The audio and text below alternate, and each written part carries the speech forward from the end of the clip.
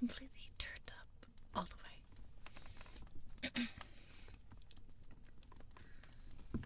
But hello. It's Puppy. Hi, Puppy. It's Unsteeple. And, Tickle. We saw Tickle. Who else is here? Unstable. I think that's what it is. But hello. Welcome to Makeup ASMR. Clearly, I mean, like, I'm definitely gonna do your makeup, so, alright, so, we're gonna start with some foundation.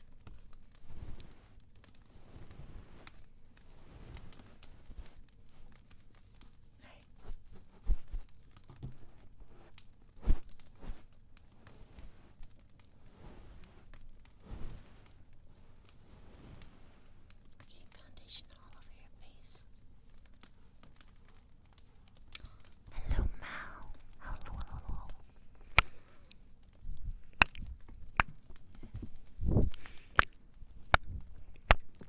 Why does this side sound so much quieter? Is that because... Oh, right. I'm massaging your face. We're putting on some makeup right now. Because you know it's a makeup ASMR stream.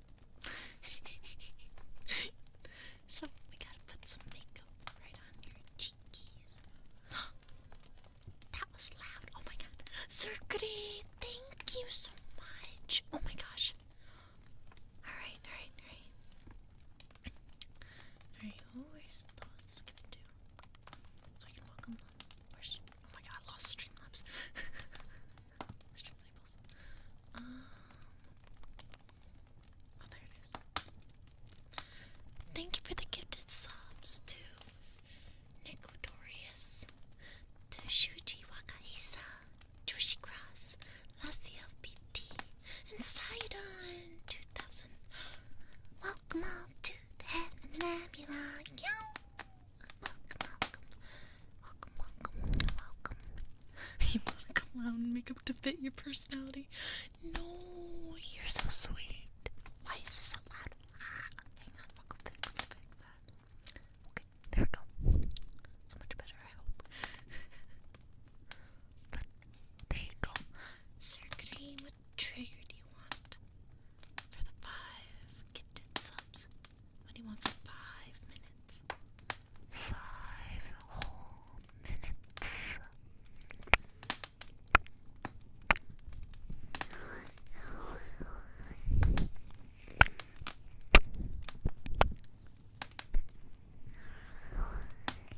This was a makeup stream, of course. But yeah, I'm like, okay, well, I feel bad because we missed it. You need your daily mommy, good boy. You're such a good boy, Tango.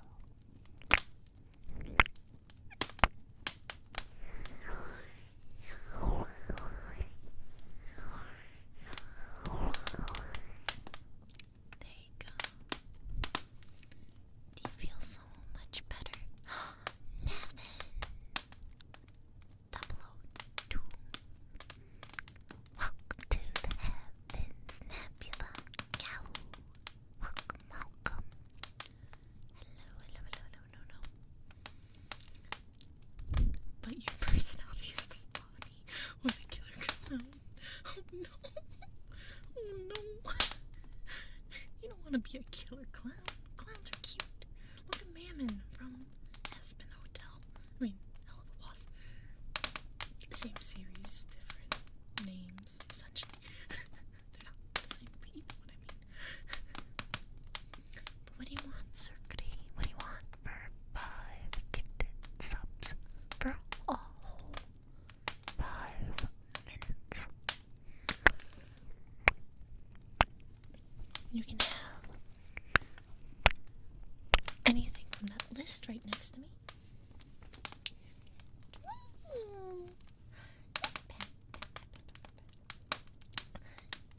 Puppy's so cute. Nevin. I see you bonking me over there. Dago, you've been noticed. Hi, Dago. Dago, Dago, Dago, Dago, Dago, Dago, Dago, Dago, Dago.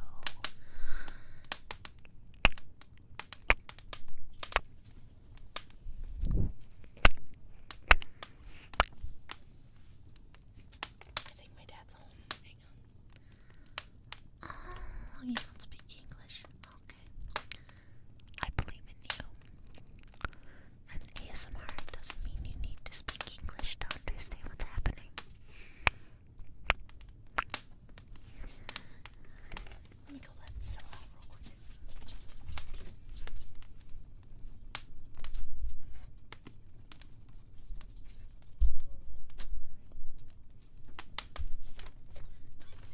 I don't know if you heard. Classy. Clown pussy. The best kind of pussy you can get.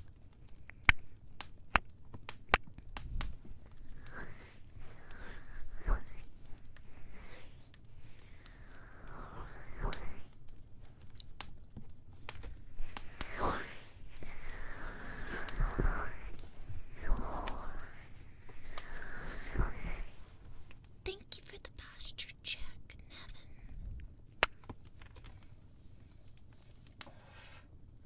I need it. But how is everybody today? I hope everyone is doing their absolute best today.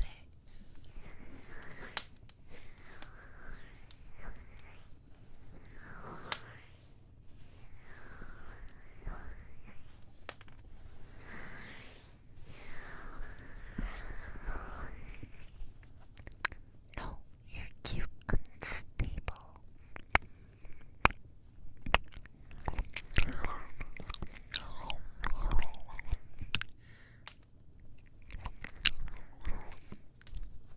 Oh, okay, that's fine, Sir Goody.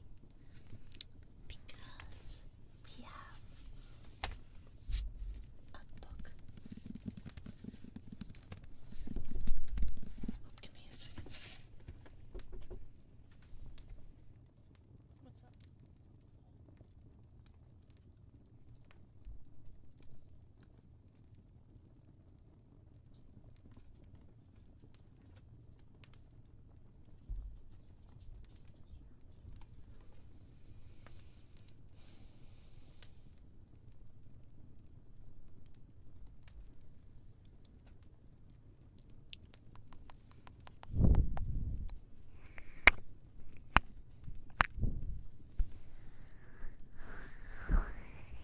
You're okay, Nevin. Without English, I can't read what you're saying. I'm sorry. But yeah, tonight, I have a treasury of Christian Andersens. So we can start with that. I have a bookmark in here.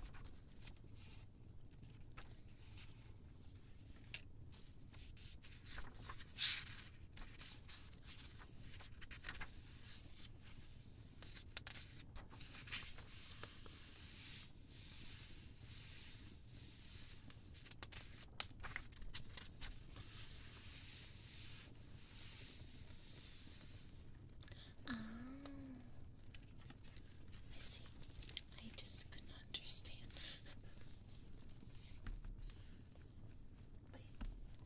But at least you can communicate in case of emergencies to let them know such things. You're okay, Nevin. You're okay. I promise you're okay.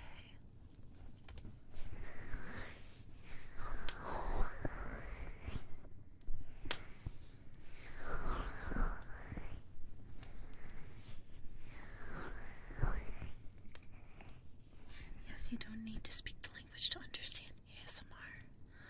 All sloppy.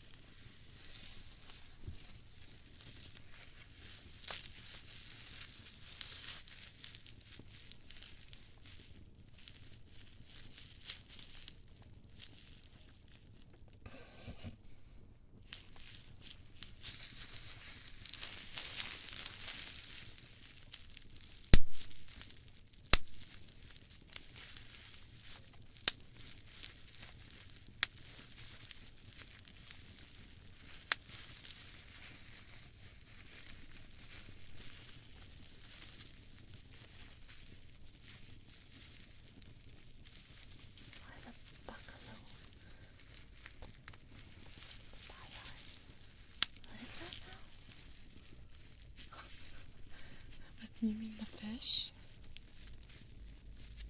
Bayaku. What's a bayaku? Is that fish?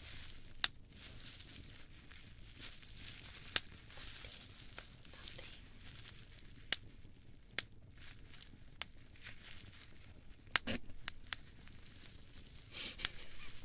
Cute.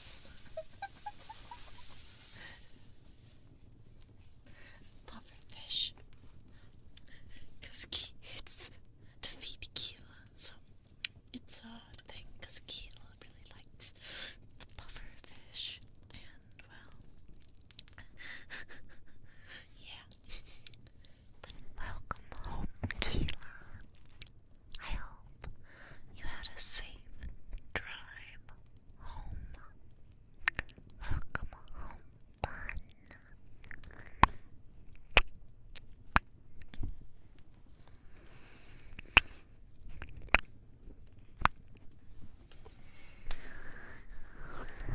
I hope today wasn't too rough on you.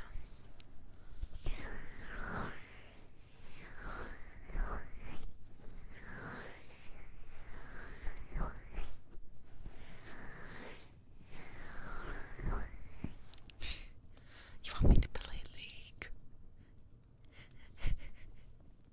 You want me to play League while being in an ASMR like one of my friends?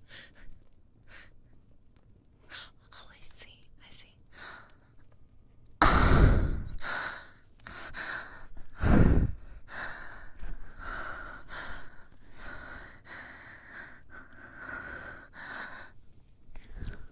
You're such a good boy, Dago.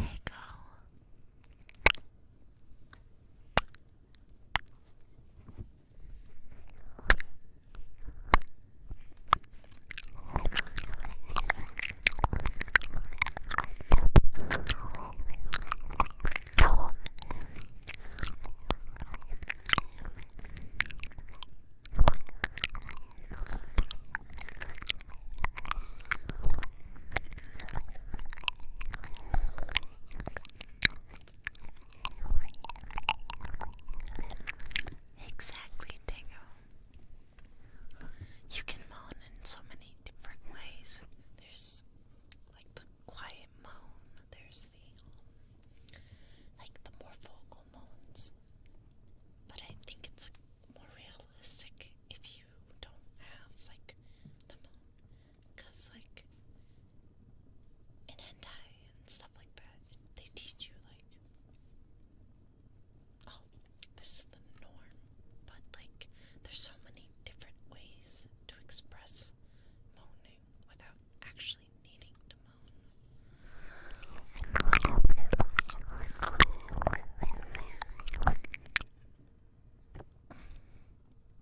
moan.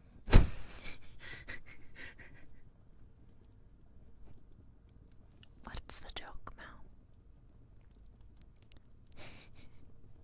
You call her the Bayaku girl. That's funny.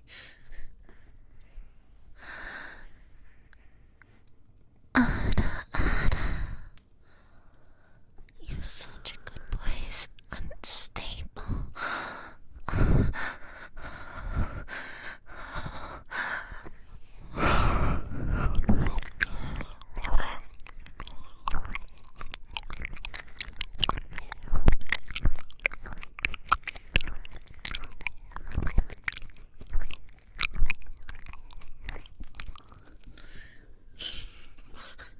Y'all learning this combination is terrible.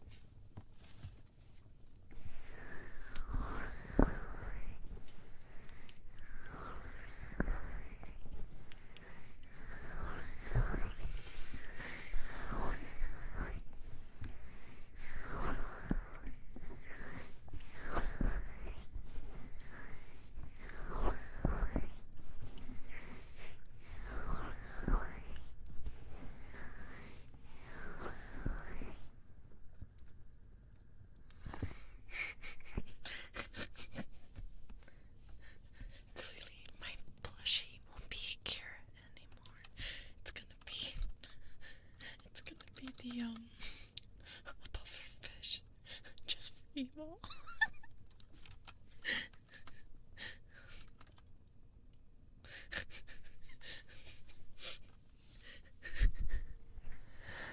ASMR laughing stream.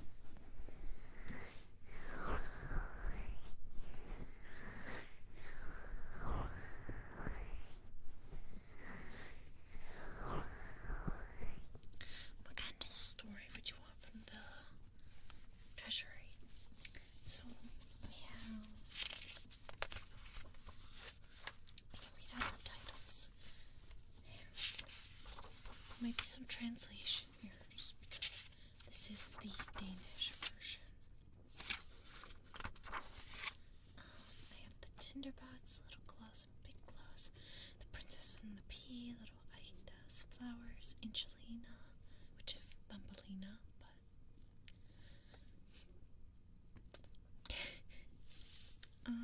Naughty Boy, the Traveling Companion, the Little Mermaid, the Emperor's New Clothes, the Steadfast Tin Soldier, the Wild Swans, the Garden of Eden, the Flying Trunk, the Storks, the Sandman, the Rose Elf, the Swineherd, the Buckwheat, the Angel, the Nightingale, the Sweetheart, the Ugly Duckling, the Pine Tree, the Snow Queen, the Darning Needle, the Bell, the Hill of the Elves, the Red Shoes, the Jumping Competition, the Shepherdess,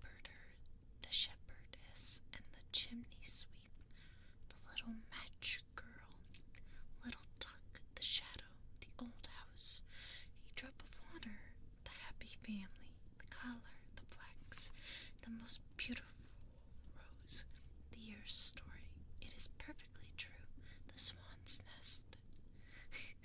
He's trying to bind us. Oh no.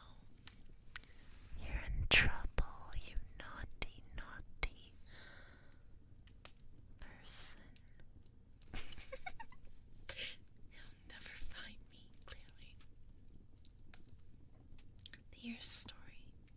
It Is Perfectly True, the Swan's Nest, the Pixie and the Grocer, the Millennium Under the Willow Tree, 5 Peas from the Same Pod, the Piggy Bank, Ib and Little Christina, Clawed Hands, the Bottle, the Little Oak Tree / Dream, the Bog King's Daughter, the Girl Who Stepped on Bread, the Pen and the Inkwell, the Dead Child, the Cock and the Weathercock, the Dung Beetle, what father does is always right, the Snowman, the Ice Maiden, the Butterfly, the Snail and the Rose Bush, the Silver Shilling, the Teapot.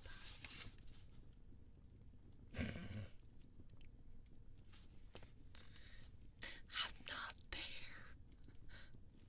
I'm not there. The Snowdrop, who is the happiest? The Adventures of the Thistle, A Question of Imagination, The Days of the Week, The Great Sea Serpent, The Gardener and His Master, The Professor, and the Flea. I do know Keela's never actually heard the story of the Princess and the Pea, so I'm kinda considering that one.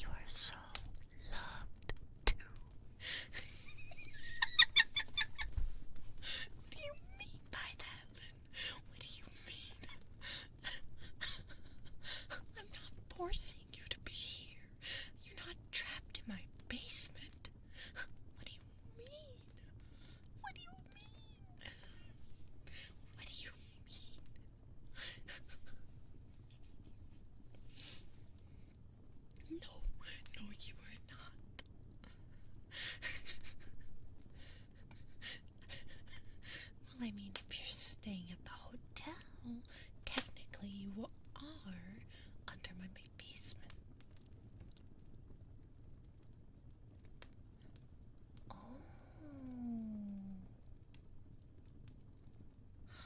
Wait, are you Lynn's friend? Or whose friend are you?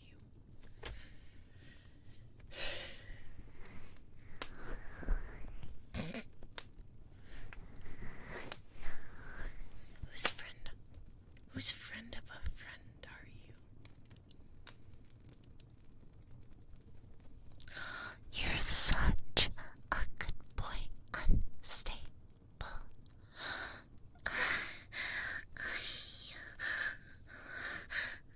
Why you bug me?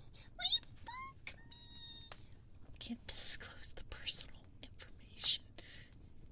Well, yeah, of course. Absolutely. Why are you bugging me? What did I do? I didn't do anything. I didn't do anything. Why are you bugging me? I did not do anything. Bad. Bad. You're bad. Let me see. Let me see what you sent.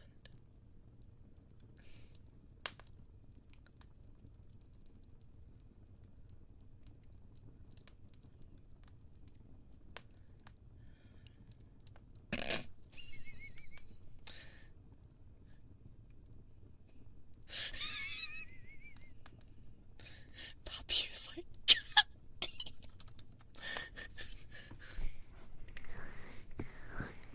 You're not getting them today.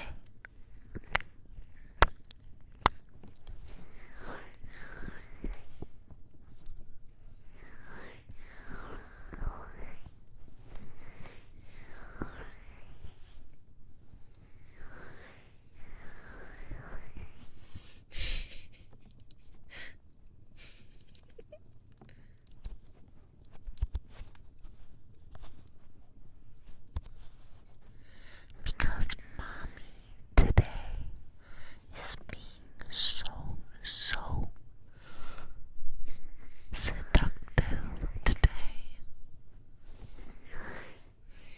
And you should just be my good little boy and listen to what mommy has to say.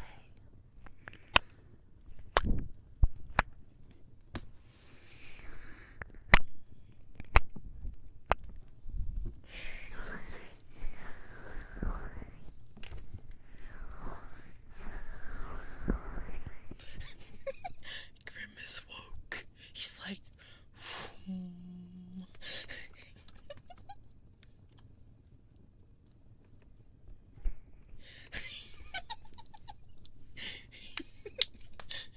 Mouse like woke too.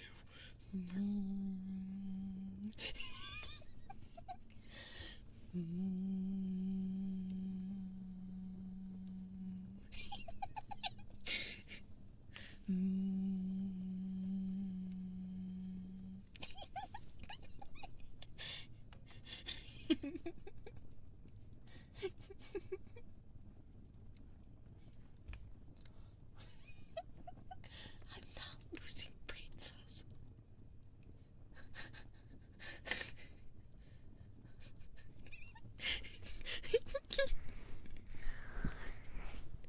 Why do you need to bleach your eyes?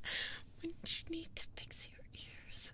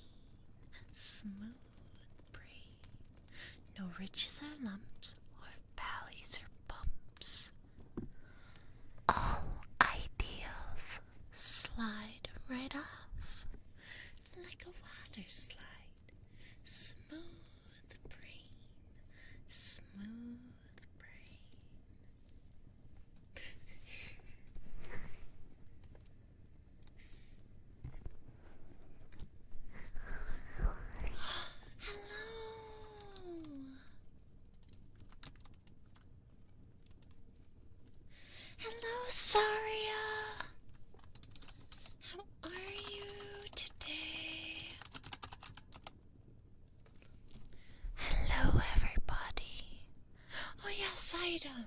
If you're here, you got a subscription. So, welcome to the Heavens Nebula. Welcome, welcome. Hello, Saria. What were you doing? RoboQuest. What's RoboQuest? What's RoboQuest? But how is everybody today? We're doing ASMR today. It's a makeup stream because I didn't do ASMR on Sunday like I promised I would. But now we're doing it today. So hello everybody. What's it about? It's not a wheezing stream, I promise. Chat's been making me laugh all stream.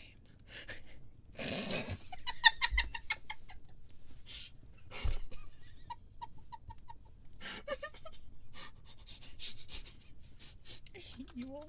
I hate you all. How are you all today?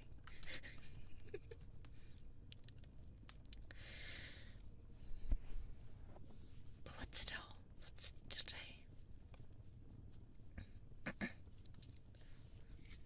You need food? Okay. Well, welcome, sorry, yes, chat. If you need to get some food as well, go right ahead. We're gonna be here for another, like, 2 or 3 hours. So, we're gonna be reading a really big book.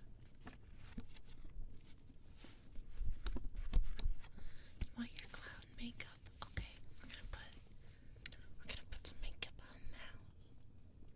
Alright, here's the foundation.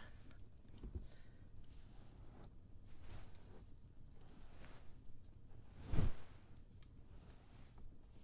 gonna put some foundation on.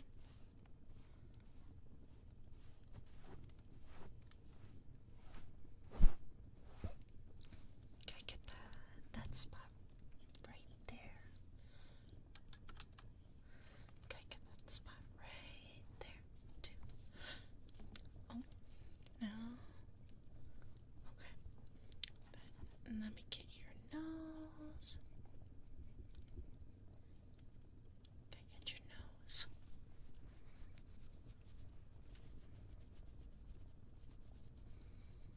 Okay. Now I'm gonna put some white makeup on. You ready? This might make your skin itch a little bit, but it's, I promise, Menron is a really good makeup company. So we're gonna start putting it on your forehead.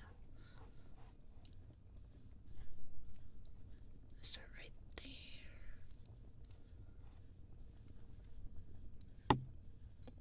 My favorite anime? I love. I've been watching One Piece lately. Never actually watched it my entire career of anime. And Keela finally convinced me to watch it. And it is ridiculously good. But my favorite anime, that's a hard one. There's a lot of animes I really like. I like Magical Girl Rising Project. Oh shoot, what's another one I really, really like? There's so many. I like way too many. Gachi Usa. I love Gachi Usa. Which is the Order of Rabbit. I'm trying to think of something else. I liked Rising of a Shield Hero. I also really like. Oh my god, put my leg down. Gosh, really. Oh, Dragon Ghost House Hunting. I love Dragon Ghost House Hunting. That's one of my favorite animes, like hands down, like top 3. Let me get the makeup on right there. You like Dragon Ghost House Hunting, Lynn? I fucking love Dragon Ghost House Hunting. season? I'm on arc. We just finished Alabasta. The Alabasta arc with Princess Vivi and stuff. We're watching the fillers because. What the fuck? What the heck's going on?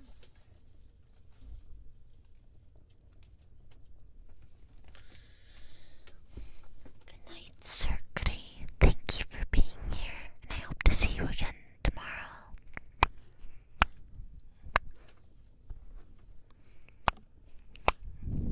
But yeah, we met Crocodile. I'm excited for the next one. Yeah, One Piece. Yeah, we're talking about One Piece. We just met Crocodile. Well, we watched his ass get kicked. Because,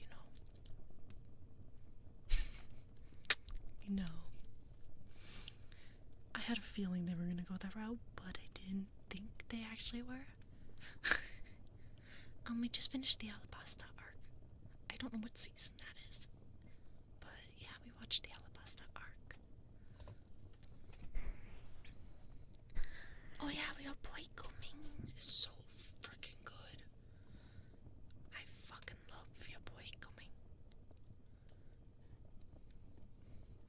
I want to see Buggy again. I really liked Buggy. Buggy the Clown. Buggy the Clown's like my favorite.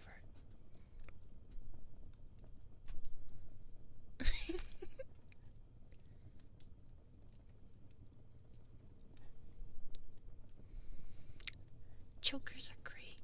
I love chokers. Keela actually wanted me to wear my choker again, so I started. Who's my husbando on One Piece?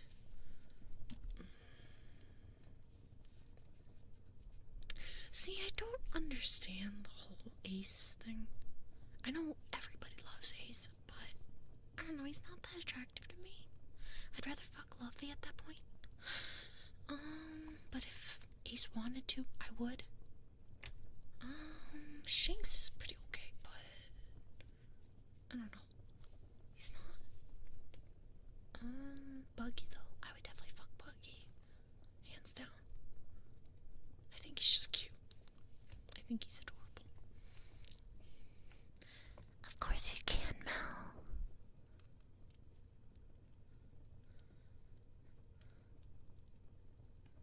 You're in Fishman Island? Oh, Arlong? The Arlong Park? The Arlong Park arc?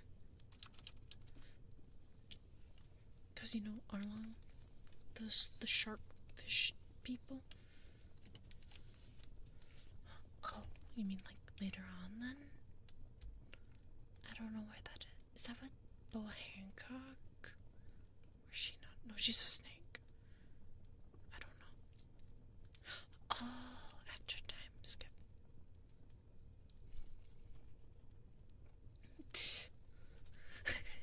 Your friend wants white beard.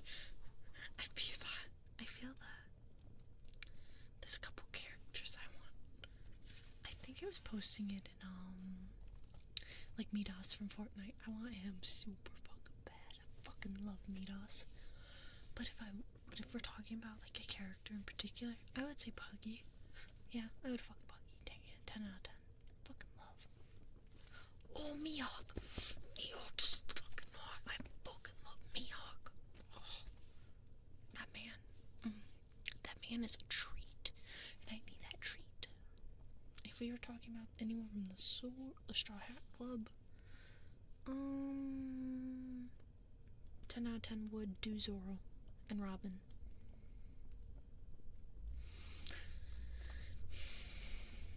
Also, meeting Robin for the first time, what? That's not the Robin I'm used to. What the fuck? Oh yeah, we saw live action. Bon Clay. Un, deux, trois. Un, deux, trois. Bon Clay. Love that man. Thank you for your sacrifice, Bon Clay. Mihawk is fucking great.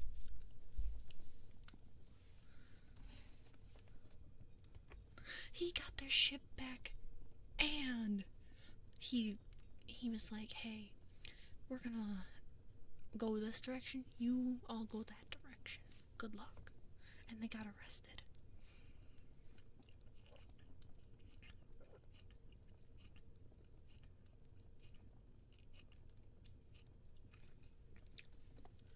Everything? I only know that something happened to my boy. My boy's fucking great. My boy's fucking great. I would fuck that boy, because that boy is fucking amazing. Only true man cries on Bon Clay's final moments. You're telling me he dies? What?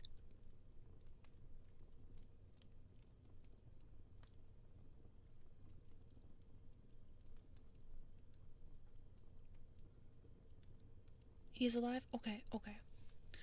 Oh, I was getting worried there.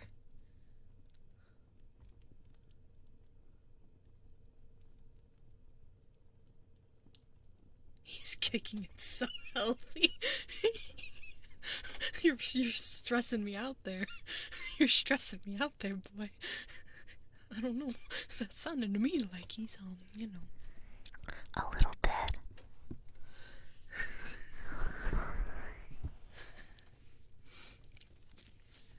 You are, lying to me, right, Lynn? You would never lie to me, right?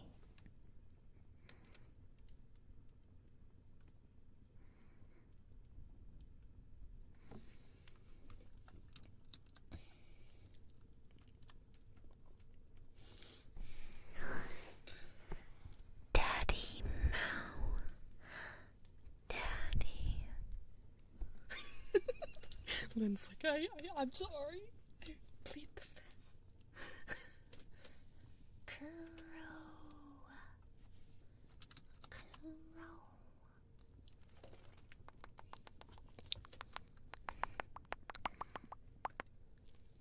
But yeah, oh my god, it was crazy.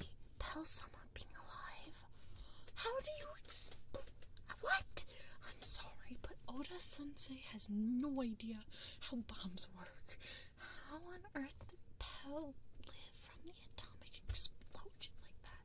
That was crazy to me. Like, what? What?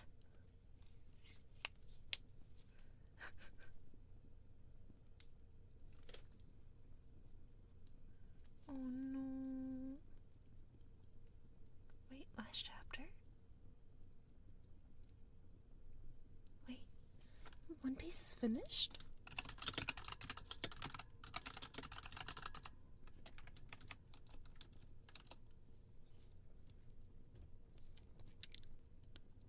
I don't think the manga's finished. He said it would end sometime this year / next year.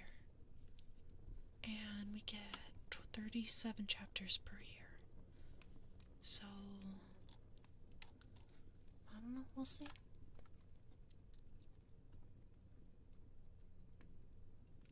They already found the One Piece?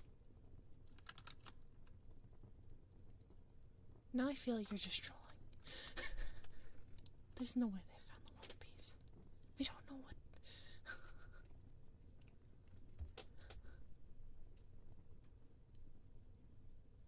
They didn't find the One Piece. I don't believe you. I don't believe you. Nope. Be careful what you research. Okay. Don't worry, I don't look up too much. I just look up some very minor things, because I do know the anime spell for a very long time. So I don't want to pick up anything that's like too spoilery. Atomic bombs literally vaporize every in a 1 kilometer radius, so yes, certain death. But yeah, Pell lived. This would make no sense to me how Pell lived.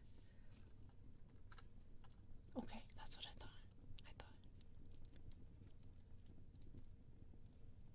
Really? There's one kid? Was it someone who, Was it, a wish?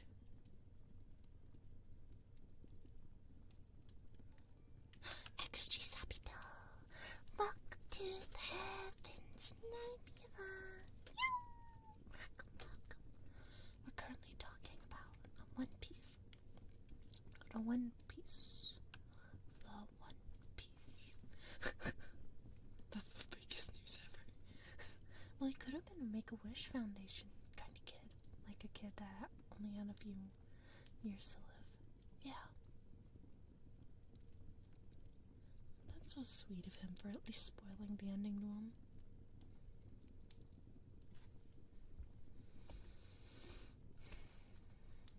It's fake, bro. It's fake.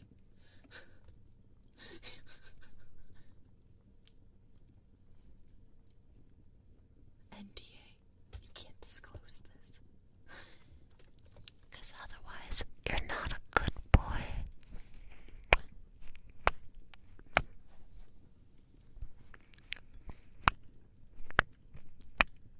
I know you wouldn't lie to me like that.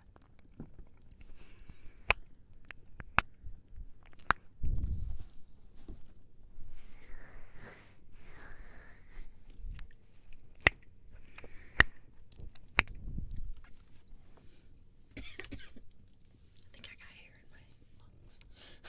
Or my throat.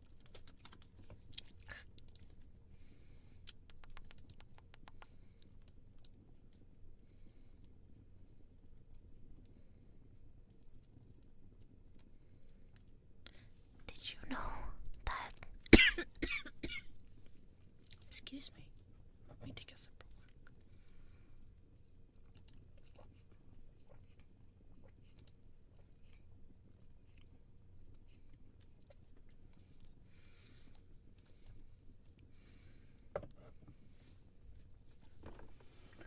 You were talking about the vaporize part. The other things like the heat pulse and the shockwave are way larger.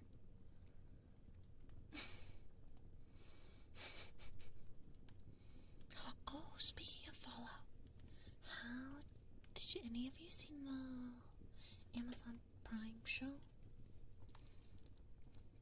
I'm thinking about doing that for community night, streaming it for everyone that can't see it.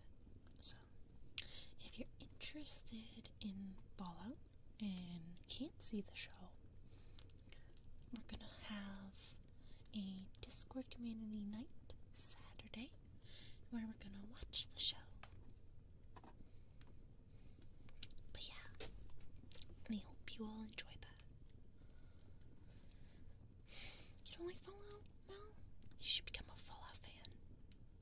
I think you'd like it. I'm thinking of playing the games too on stream, like Fallout 1, Fallout 2, Fallout Tactics, Fallout 3, Fallout Las Vegas, or New Vegas, and then Fallout 4.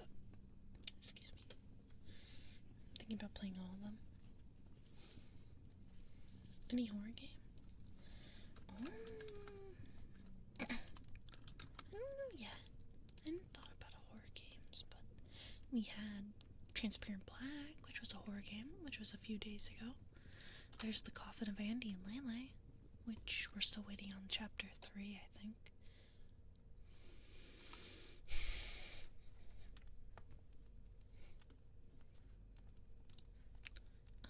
I still need to finish Five Nights at Freddy's.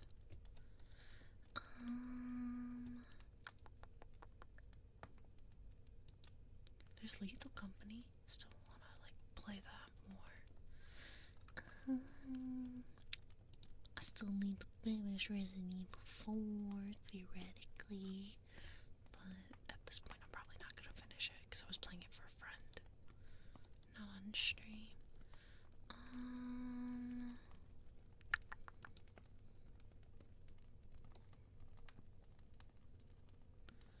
Jump King, the ultimate horror game. If you die, you start from the beginning. No, I have not heard of Fear and Hunger. Oh yeah, no, I hadn't checked out that game yet. Let me take a peek.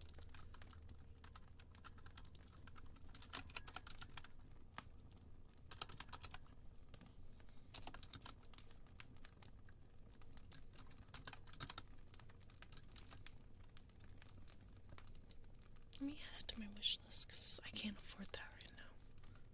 This looks cute. Mookie, you came for me? This looks cute. Oh, what the fuck is that? Ew, ugly. Oh, corpse party! I do, if you want to help me get, corpse party too, I would really, really, really love it. On my phone, I'm trying to get the collector's edition because I fucking love corpse party. If you want to help, there you go. There's the link. I would really love it because it's something I really, really want. And the game is coming out later this year. I do need to finish Blood Drive as well. Yes! Yes. It's on my throne. That's the if you want the actual pre-order for yourself, here you go. They are not continuing with Dead Patient from my understanding. Dead Patient, I guess, is a dead game because this is a brand new Corpse Party 2. Dead Patient, I think they're just gonna let that die. I don't think they're gonna continue it.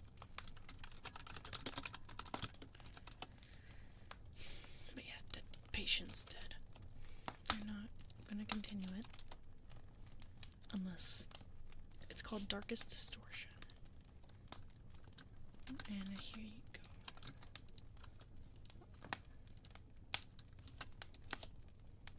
New characters.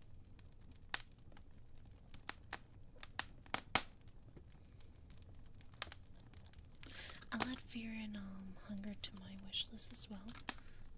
Because right now I can't afford games. I kinda spent a lot for my dad on his birthday, so kinda spent my budget. But I will add it to my wish list. Fear and Hunger. There's 2 games. Fear and Hunger. Termina. There we go. I added both to the wish list.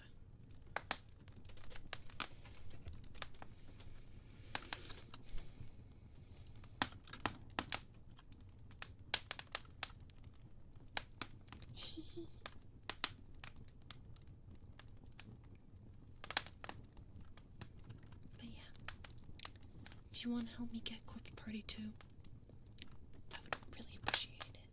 Because I fucking want that game really bad.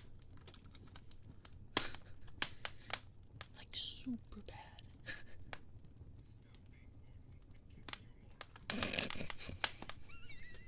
Literally. Literally.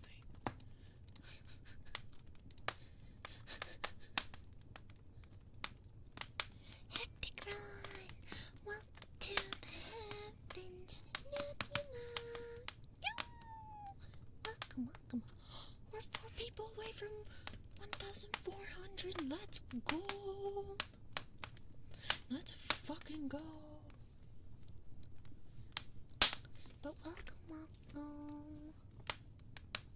Yes, the pufferfish is supposed to be Keela. Yes, that is exactly the case.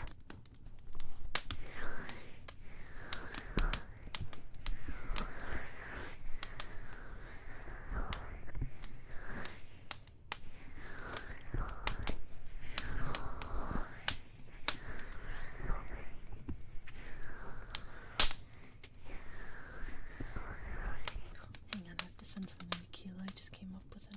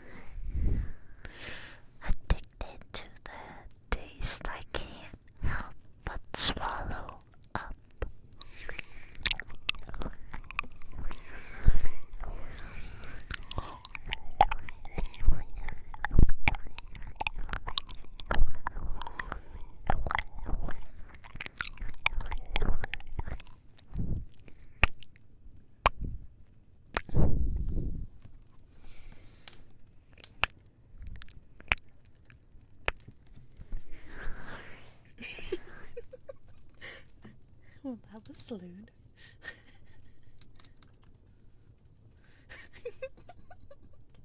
Well, goodbye everybody. This is the end of the stream. Twitch has removed me. No, I'm kidding. I'm kidding.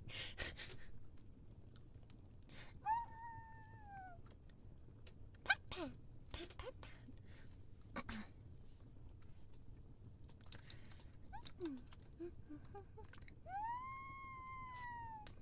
Pat, pat, pat, pat, pat. You're so sassy, sassy buck. Oh, I don't have a thing like that, Tago. I don't know what points would be for.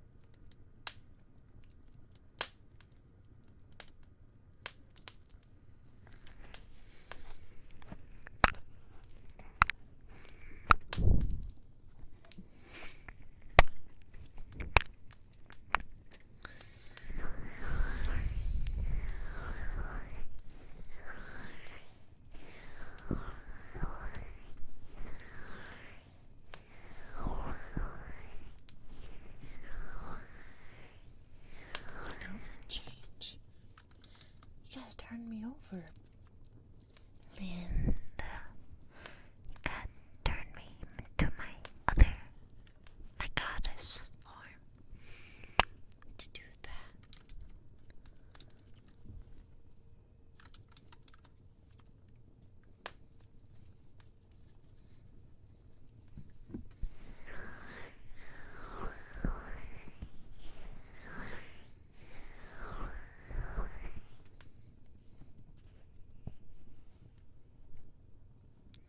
I don't think so.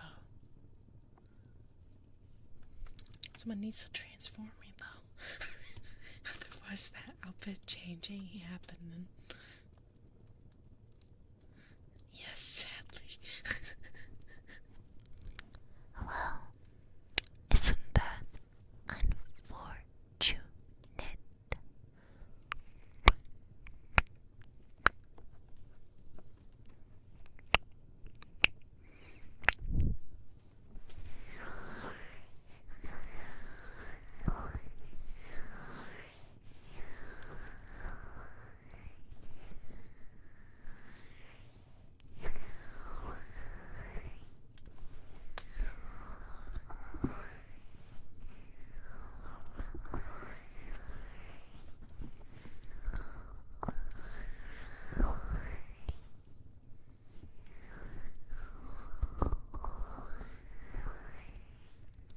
Here you go, Tago.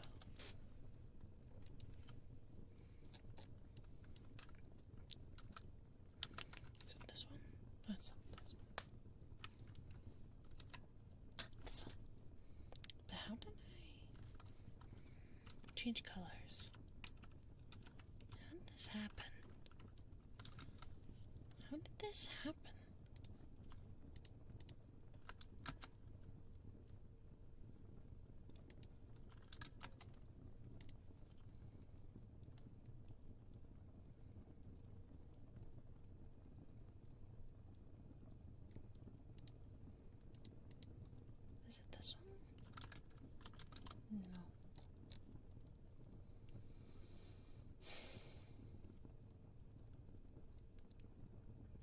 this happen?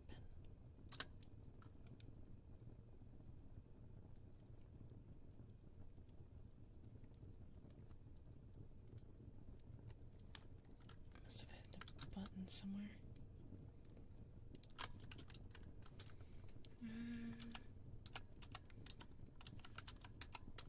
Because this is all clover.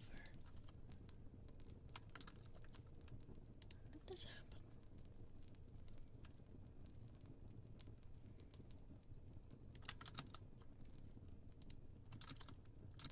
There we go.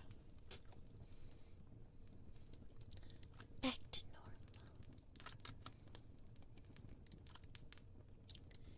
Hello.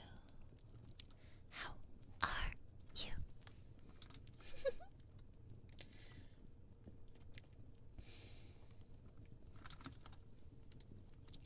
It's me.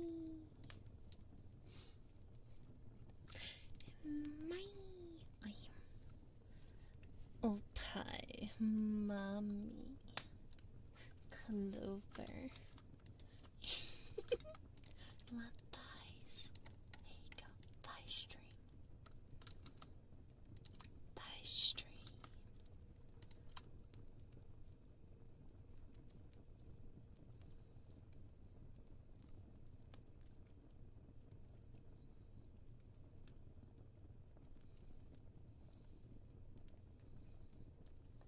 My thighs.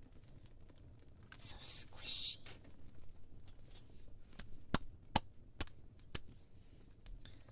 So squishy.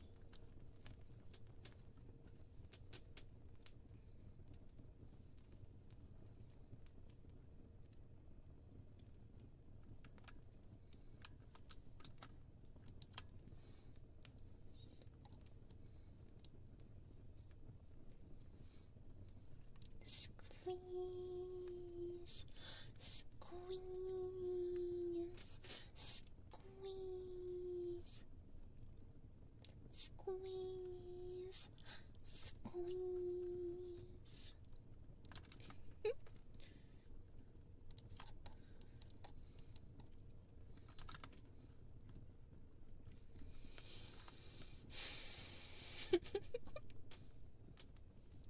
Yes. Yes, it does. Kira, what have we done?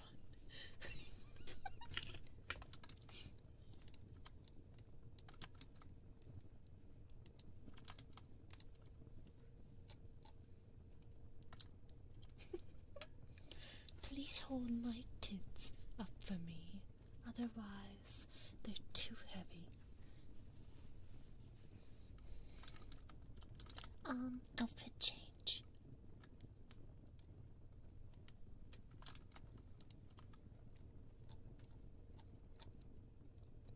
This is my normal comfy outfit.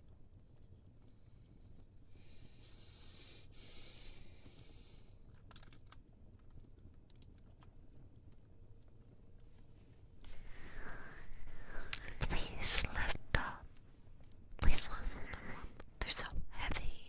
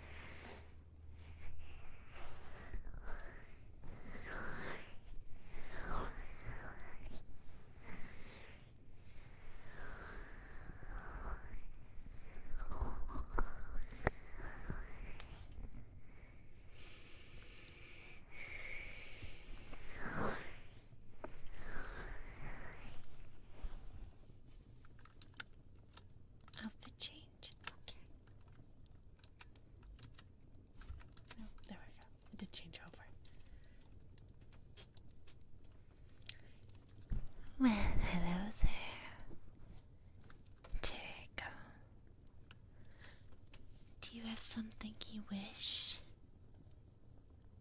that you feel you need to reveal to me that I can resolve your sins for? Is there something I can help you with?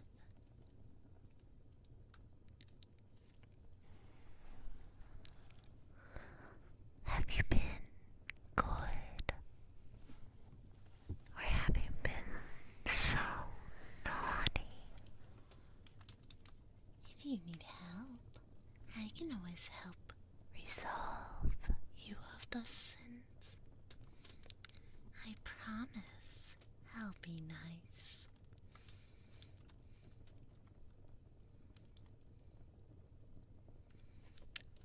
Another butt.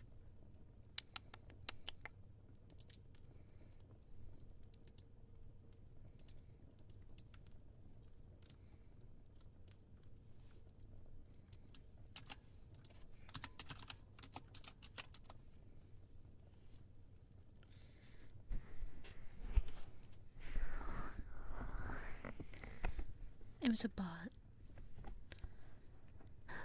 Nightbot did so good. I'm so proud of Nightbot for doing Nightbot things.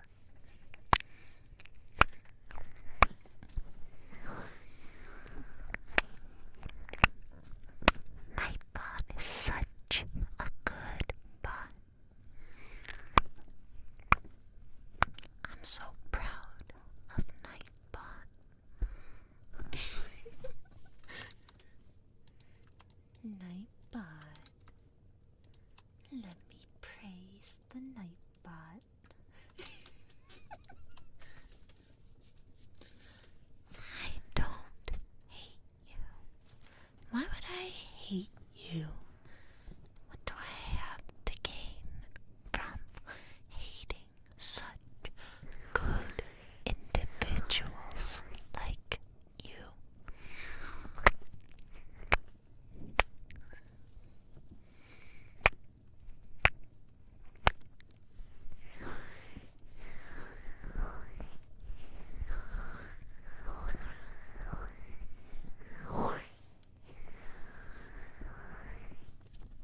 What was your wish, Tego?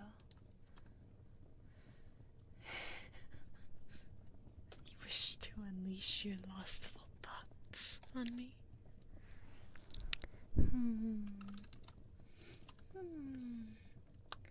Now, why would I want to do that?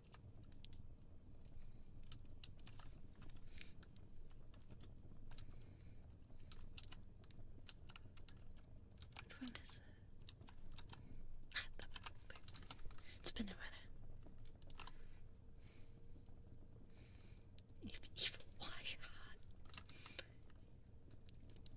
Why not? Is there something wrong with that?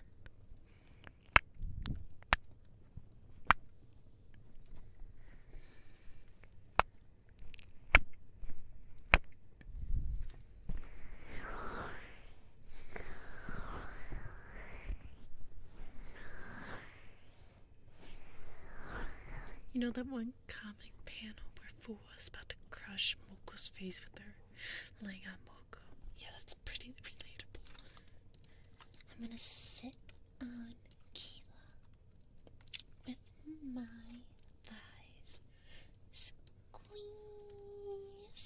squeeze, squeeze. I squeeze my baby bunny. Squeeze.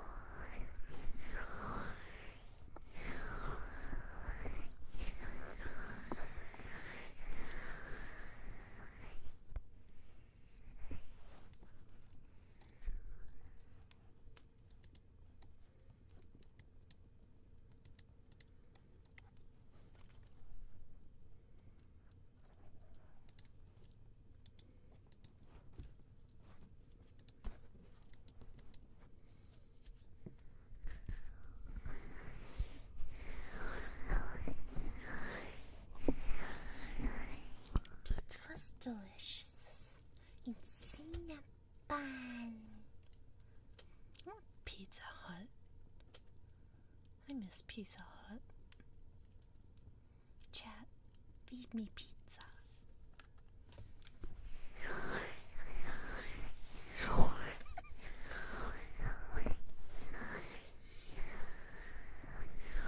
Is that a bad thing, Lynn?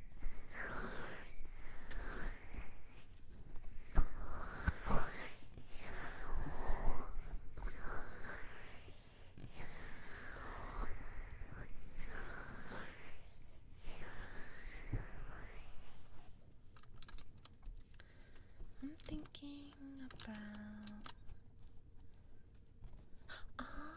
the one from Uno's Pizza Kitchen. That was really great.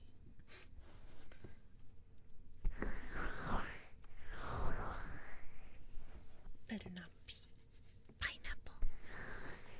You're enjoying ASMR. Papa G knows. Oh, what was that one? Yeah.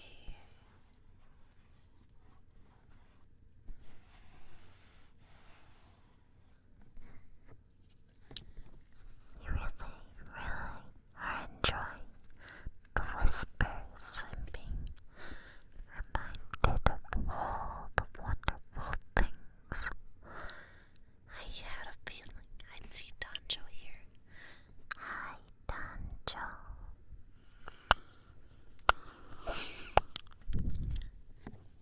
The good boy Donjo is here.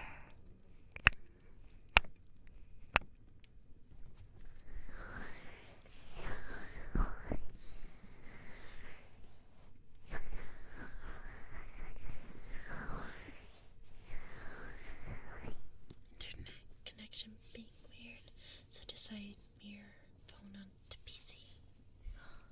You're such a good boy. Go.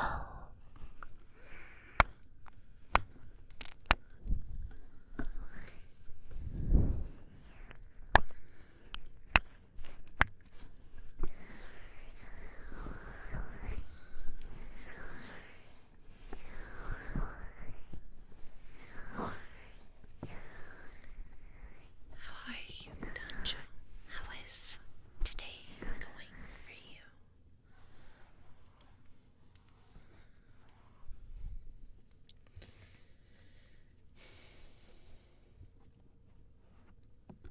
That's good.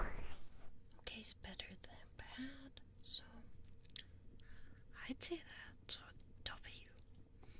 That's a win.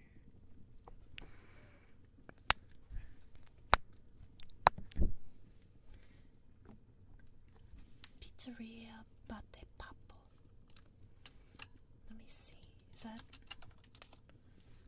Oh, what the fuck? Is that a donut? Is that a muffin? What the fuck? There's a block of cheese in the middle of this one. What the fuck? Is that a cake? What the fuck? There's a watermelon in the middle of this one. There's a dude's head in the middle of this one. What the fuck? There's sushi in the middle of this one. What the fuck?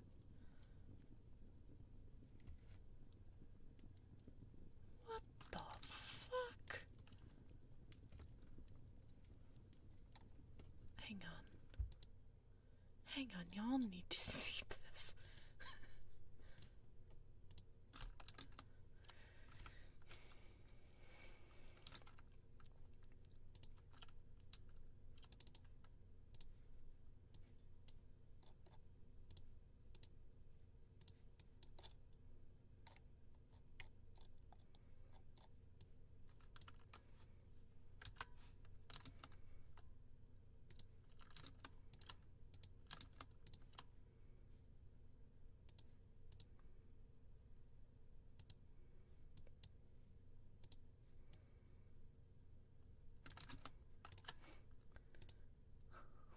this shit. There's a donut. There's a muffin in the middle of this one.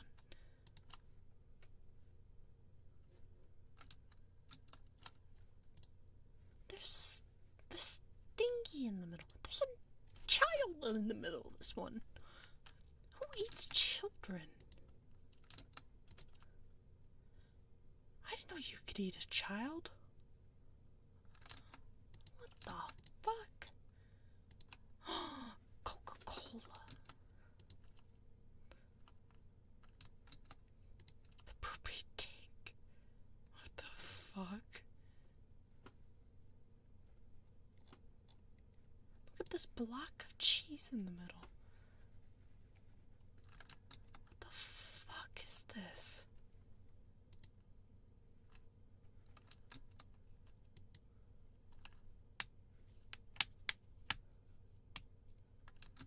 The fuck? There's like... Is this on Yelp? How can I see... Oh, there's an Instagram. Hang on. We can see on Insta.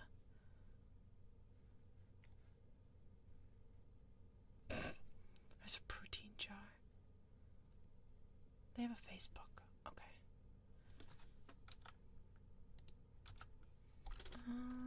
Oh, they have a Twitter. A Twitter. Oh shit. Oh, thank God. I thought there was gonna be hentai.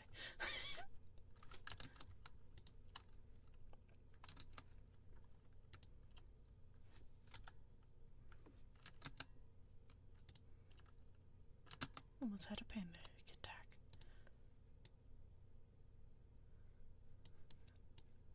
I'm gonna shrink it down a bit. There we go. It's the kid meal too, literally. Look, there's a sushi boat in the middle of a pizza.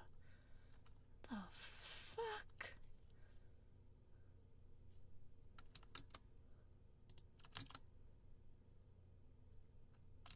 I know, right, Kayla? It fits in a car! What the fuck? Why? Why? Why is this a thing? What the fuck? Look at all the pizzas! It's bigger than this cop car. What the fuck? The New Year's. The most normal I've seen. Look at this normal pizza. That's a normal pizza.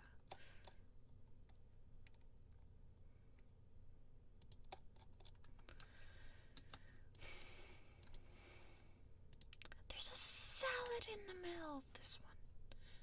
What? What the? What? Why? Why is there rice? What? Why are the potatoes not cut?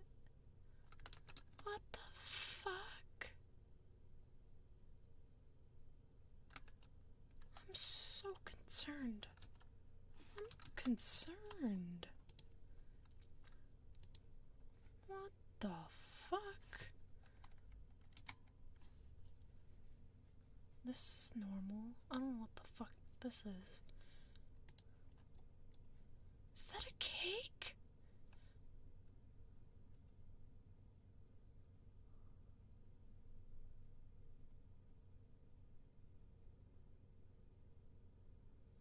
What the fuck?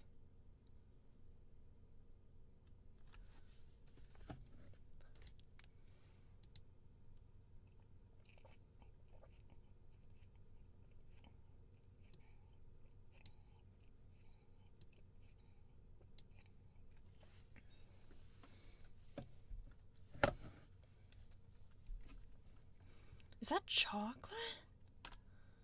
What the fuck?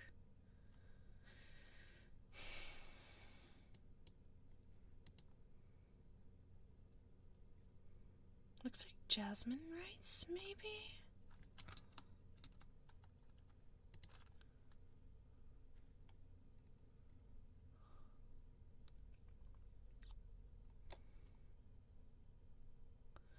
Uy, te amo.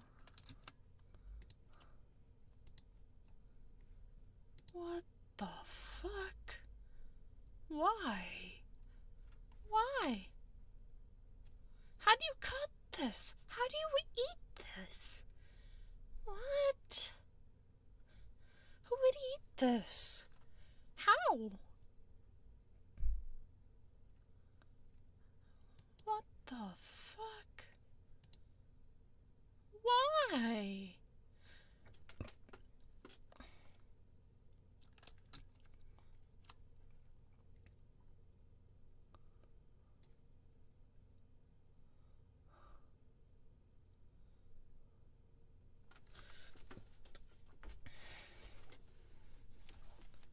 If there's a map, there's a way. Oh my goodness.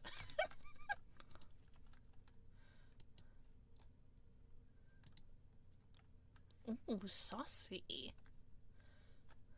This could be good.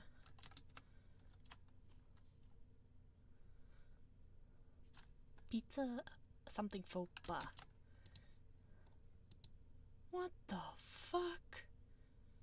Is this a block of cheese in the middle of the weird dessert thing?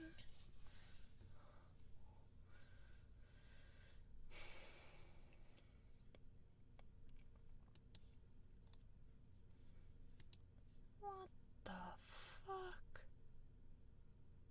Why? Why are there bananas?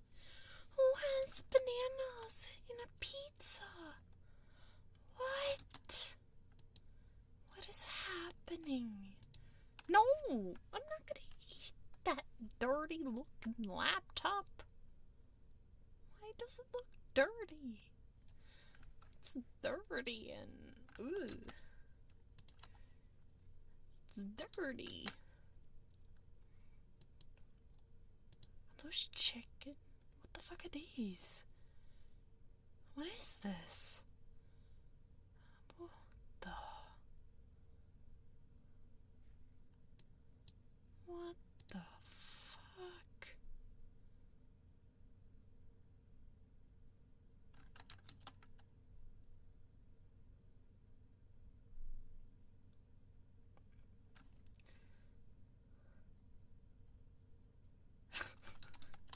This better be good if you're paying this.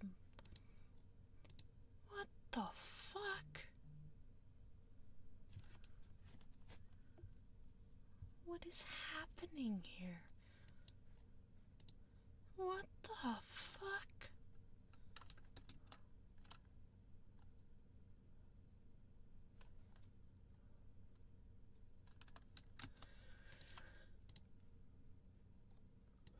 No! Stop!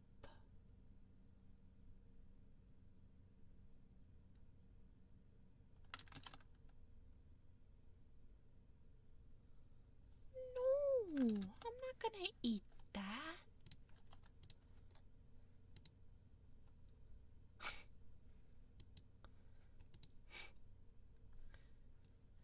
This is creative. I like that.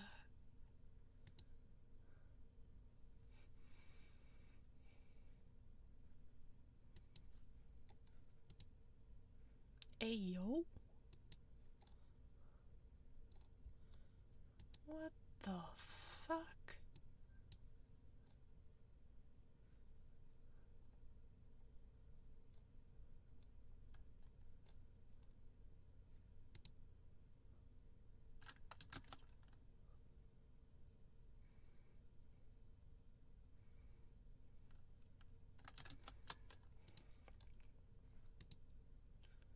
What is that?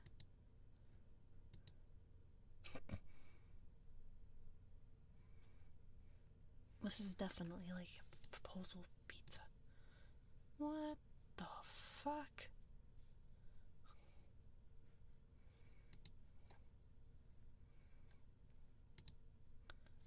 No, we're not eating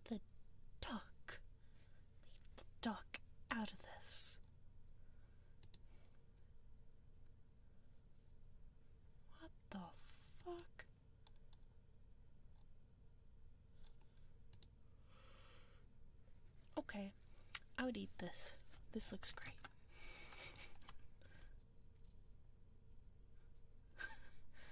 Anyway, back to ASMR. What the fuck?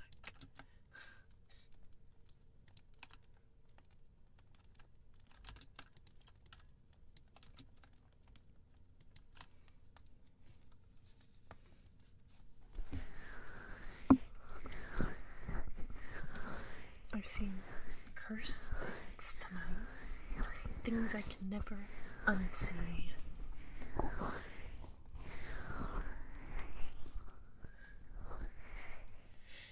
Excellent!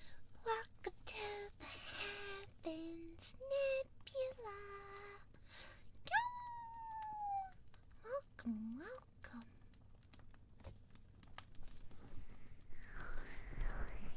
Search your hot dog. What's it called? How did this ASMR stream get derailed like this?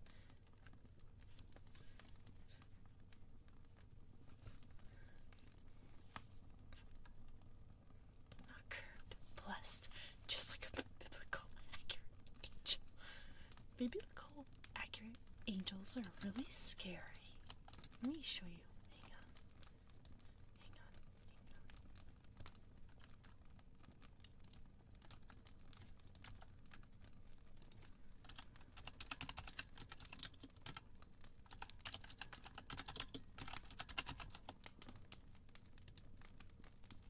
There you go.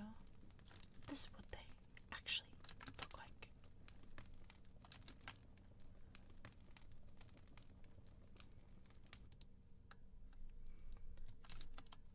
Ta-da!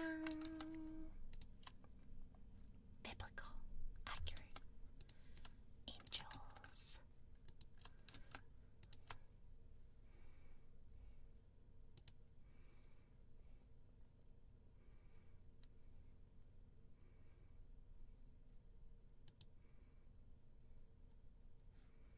Yeah, they have like animal heads and things. Literally like this.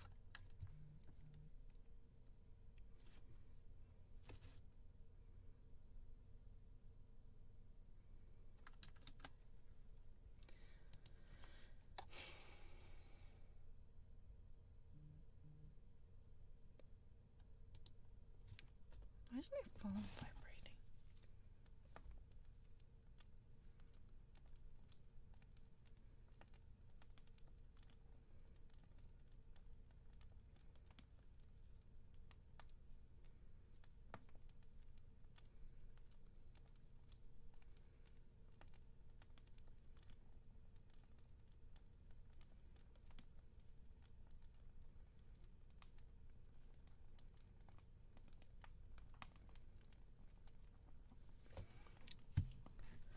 Boneco de Olina.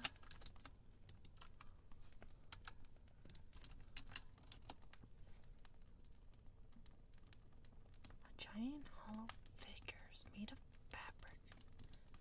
Is that Joker? What the fuck? These are scary looking. No offense, but these are scary looking. Is this for a festival? What is this for?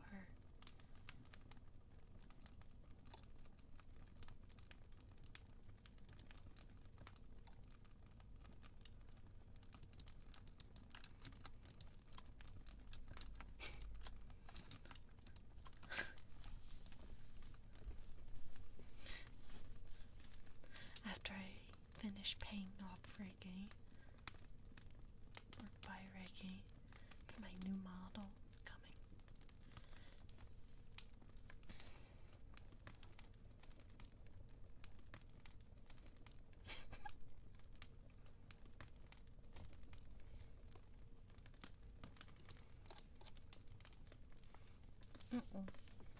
These creepy.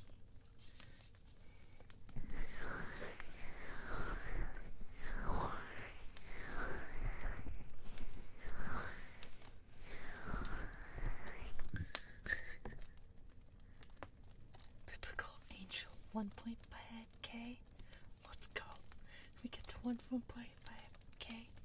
And I get a biblical angel form. Drawn by me and not rigged by me.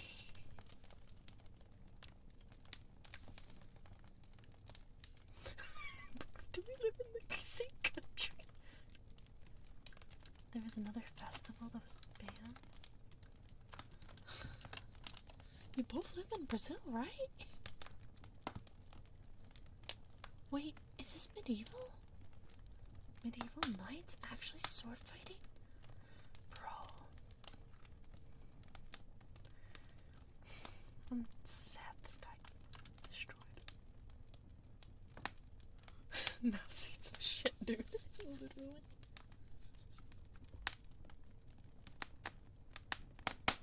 Bahia? What's Bahia? Is that a part of Brazil? I don't know names of countries and things. Bahia. State of Bahia. It's a Brazilian state. One of the 26 states located in the northeast region of the country. It is the fourth largest Brazilian state by population. Looks pretty. You have a coconut. You have a place called Coconut Coast. Buildings look really pretty. Some of them a little dirty, but nothing. Why is it so pretty? The heck?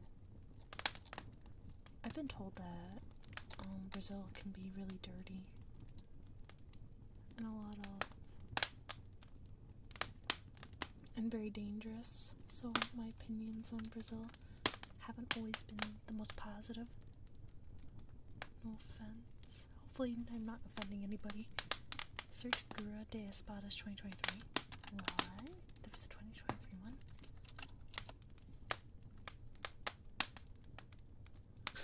I see Roblox.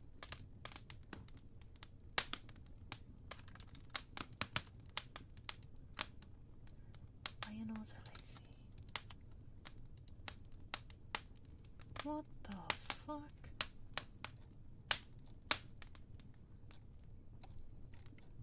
I see war. I don't know if I'm looking at the right thing.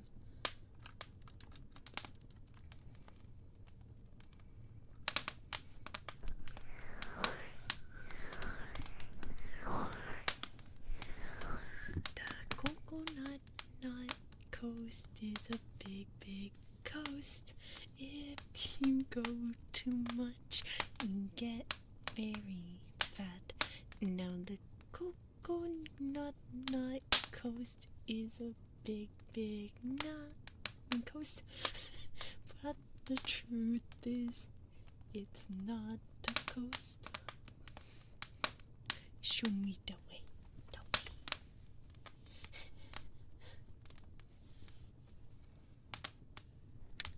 Alright, I'm thinking about reading some stories. I've seen some very cursed things, so we're gonna read some stories. We're gonna read some stories.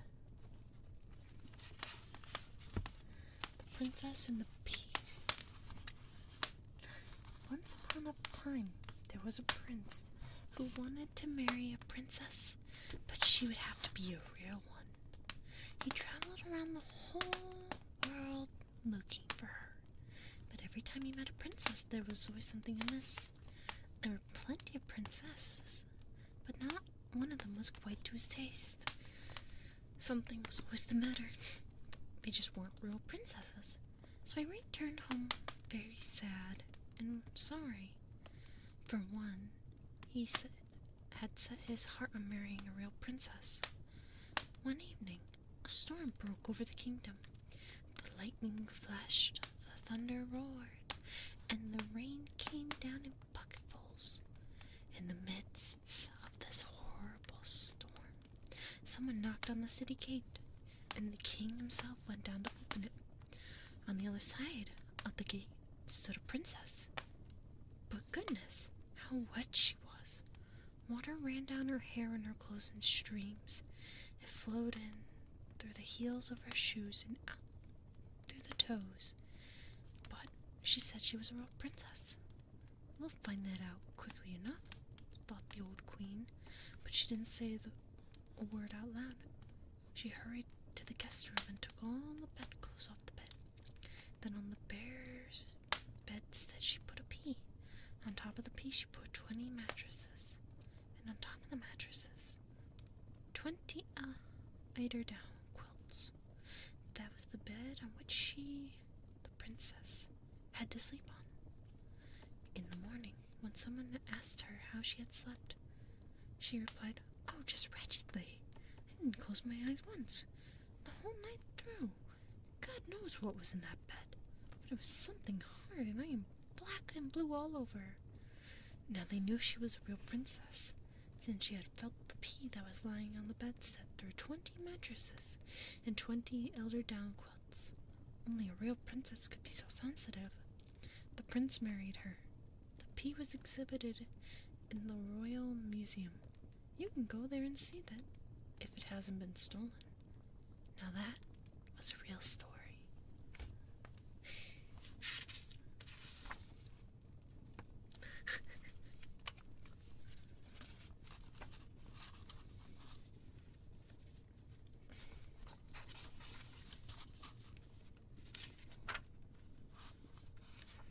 I'm kind of curious about what the Garden of Eden's about.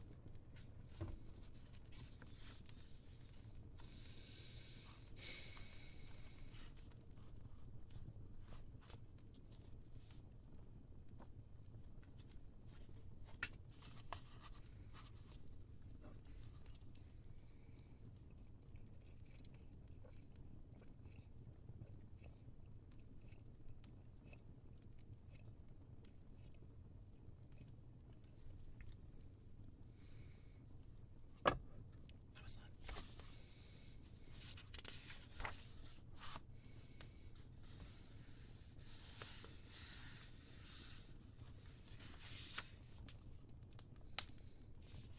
The Garden of Eden.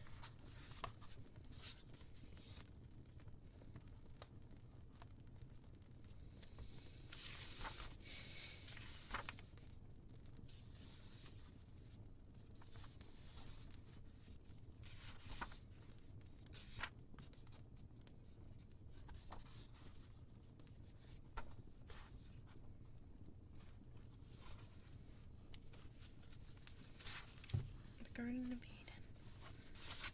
There once lived a prince who had a library far greater than anyone else has ever had, either before him or since. All of his books were very beautiful, and in them you could read about and see portrayed in the pictures everything that had ever happened in the whole world. There was no country, no people whom he could not learn about. But where the Garden of Eden lay was not mentioned in any of his books. This made the prince very sad, for it was paradise that interested him the most. His grandmother had told him when he was still a little boy, just starting school, that in the Garden of Eden all the flowers were cakes. On each of them was written, in the finest of sugar, history, geography, addition, subtraction, or the multiplication tables, and all children had to do was eat the right cakes, and they knew their lessons at once. The more cakes they ate, the better educated they became. Then he had believed his grandmother's story, but as he grew up and became wiser, he understood that the beauty of paradise was far greater and more difficult to conceive. Oh, why did Eve pluck the apple? And why did Adam eat the forbidden fruit? If I had been Adam, man, this world would have never fallen, and sin would have never conquered the world. This he had said to his grandmother when he was a little boy. Now at 17, he felt no differently, and thought about the Garden of Eden still filled with his mind. His favorite diversion was to take solitary walks in the woods. One day, when he ventured farther than the usual, storm overtook him.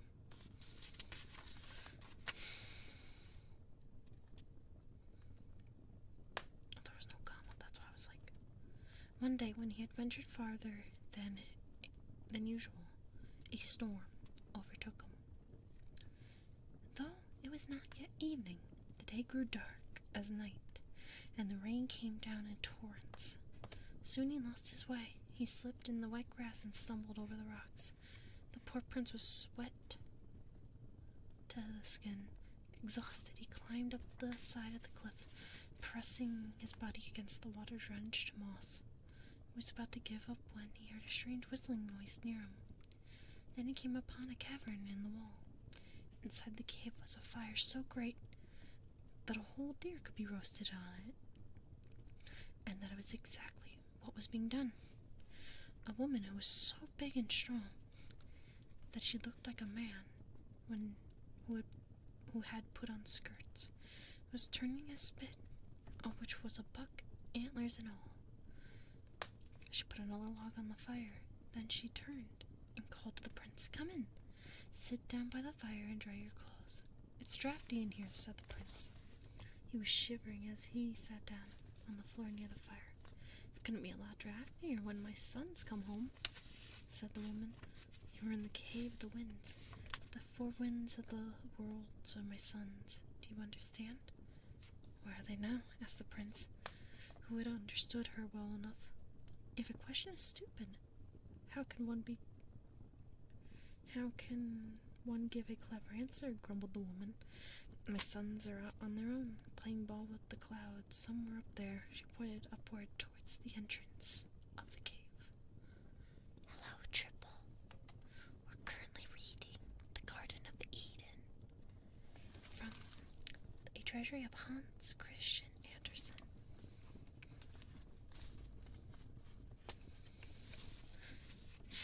"I see," nodded the prince. "You speak more roughly than the women I'm used to talking to." "Well, they are not mothers of sons like mine." The woman grinned.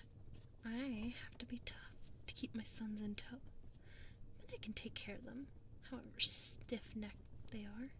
See those 4 leather bags hanging on the wall? They are just as afraid of them as you were of the switch in the corner. I am stronger than they are, and if they don't behave, then I can pick any one of them up and put him in a bag, and there he can stay until I let him out again. There's one of them coming now." It was the North Wind. He was in clad bearskin with a sealskin cap pulled down over his ears. He brought hail and snow with him. The icicles were hanging from his beard. "You'd better not go near the fire just yet," said the prince, "or you will get frostbite on your hands and on your face." "Frostbite?" laughed the North Wind as loud as he could. "Why, frost and coldness are what I love. How has such a little weakling as you found your way into the cave of the winds?" "He is my guest," said the old woman, "and if you are not satisfied with that explanation, then I will put you in your bag. You know what I mean, what I say." That quieted down the North Wind, and he began to tell about where he had been, what he had seen during the month that he had been away. "Andersea, welcome to the heavens, nebula. Welcome, welcome. I have just come from the Arctic Ocean," he began.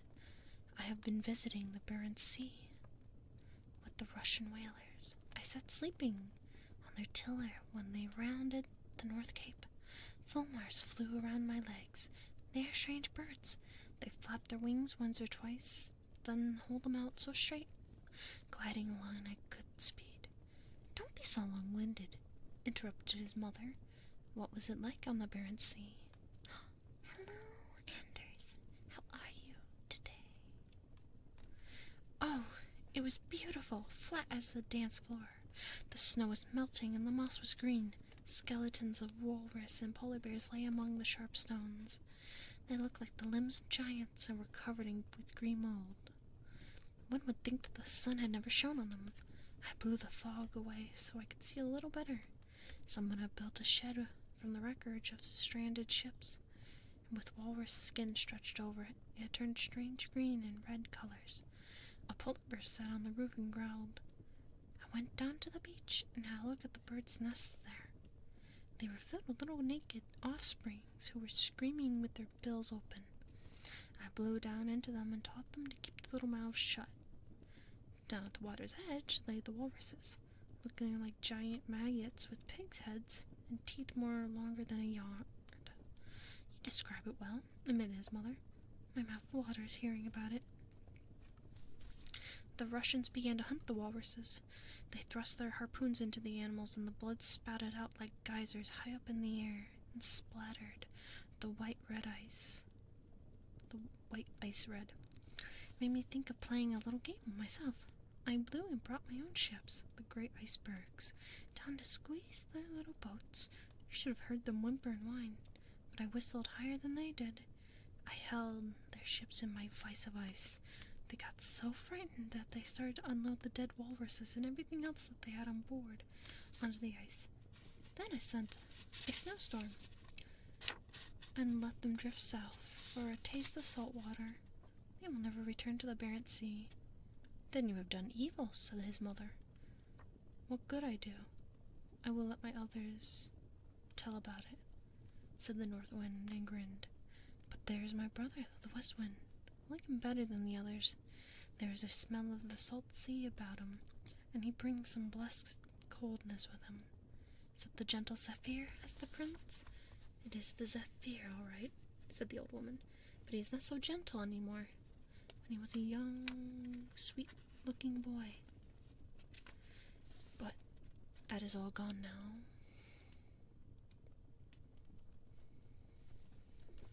Hello, Frey. The pizza, bro. You don't understand. I've never seen pizza like that. But yeah, we're reading The Garden of Eden from a treasury of Hans Christian Andersen.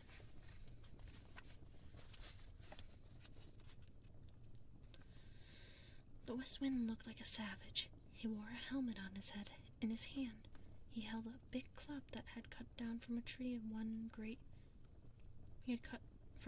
in the great mahogany forests of America. Where are you coming from? asked his mother. From the great primeval forest, he answered, where thorny liana stretches itself from tree to tree, where the water snakes live, and man has never set foot. And what did you do there?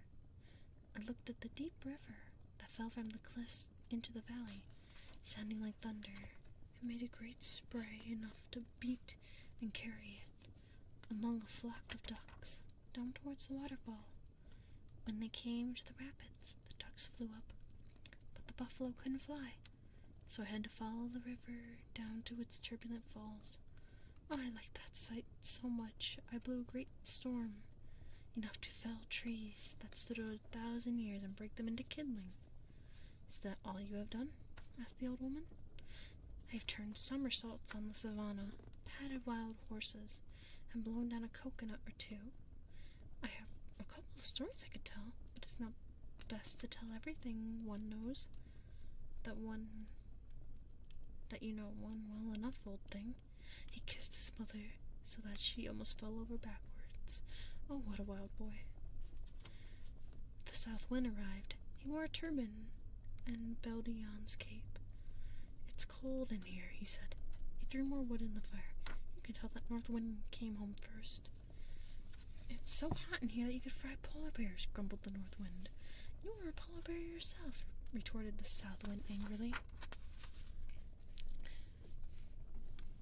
Do you want to be put in the bag? asked the old woman, and sounded as if she meant, sit down and tell us about the places you have been. In Africa, mother, began the South Wind, crestfallen. I have been hunting lions with Hottentrots in the land of the Kafirs. The great plains were olive green. Here the antelopes danced, and I raced with the ostriches, and won every time I visited the desert. Its yellow sand looked like the ocean floor. There I met a caravan. They had just slaughtered the last of their camels to get a little drink. The sun burned down upon them from above, and the hot sand fried them. The great borderless desert stretched all around them. Then I played with the fine dry sand. I whirled it up into pillars towards the sky. Oh, that was a dance. You should have seen seen the faces of the merchant. He pulled his caftan over his head to protect himself, and then threw himself in front of me, as if I were Allah, his god. I buried them all in a pyramid of sand. Next time I come, I shall blow it away and let their bones be bleached by the sun, so that the other travelers can see, which is hard to believe in the loneliness of the desert, the fact that other men have been here before them. You have only been evil, scolded his mother. Into the bag you go. She grabbed the south wind around his waist, bent him in half and stuffed him into one of the leather bags. But the south wind wouldn't keep still, and the bag jumped all over the floor. And then his mother took it, using it as a pillow. She sat down upon the bag, and he had to lie quietly. You have got lively sons, said the prince. They are plucky enough, but I can manage them, answered the mother. Here comes my fourth son. It was the East. He was dressed as a Chinese. Oh, that is where you have been, said the mother, and nodded. I thought you had been in the Garden of Eden. No, that is where I fly tomorrow, replied the East Wind. Tomorrow it is exactly 100 years since I was last there. Now I am coming from China. I have danced around the little porcelain tower so swiftly that all the little bells rang. Down in the streets, the state officials were getting a beating. I didn't count how many bamboo canes were worn out from their backs. All of the officers were first to the 9th grades were being punished. Every time they were hit, they screamed, thank you, our Father Protector. But they didn't mean a word of it. And I rang the bells of the tower and sang,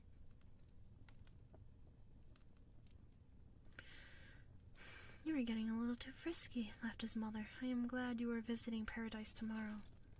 It always improves your manners.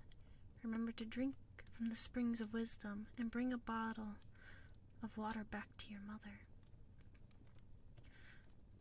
I certainly will, said the East Wind. But why have you put my brother in a bag from the south? Why have you put my brother from the south in his bag? Let him out. I want him to tell me all about the bird phoenix. The princess in the Garden of Eden asks to hear about that bird whenever I visit her. Please let him out. I shall give you 2 pocketfuls of tea. I picked it myself and it is fresh and green. In appreciation of the tea, and because you are my favorite, I will let him out. The old woman untied the bag, and the south wind climbed out. He looked embarrassed because the prince had seen his punishment. I have palm leaf, the south wind carefully looking at the prince when he spoke. You can give it to the princess. On it, the bird phoenix has carefully written, with his bill, the whole life story. All that has happened to him in the 100 years he lived. She can read it herself. I saw bird phoenix set on fire to its own nest, as if it were the wife of... Damn, this is racist.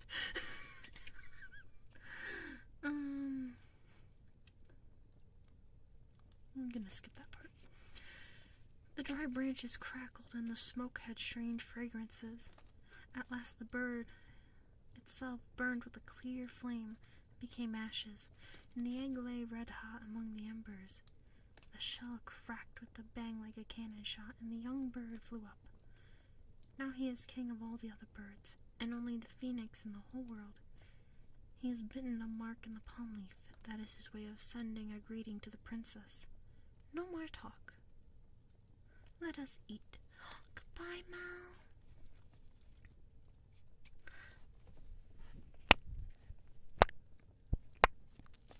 See you again soon. I'm Morgan 33. Welcome to the Heavens Nebula. Welcome, welcome. Hello, Shotgun Dancy. How are you? Make a crunch.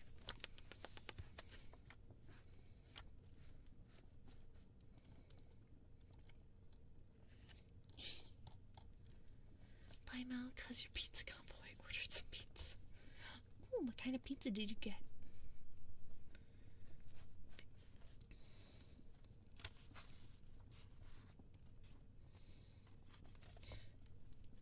No more talk, let us eat, said the mother of the winds, and started to carve the deer.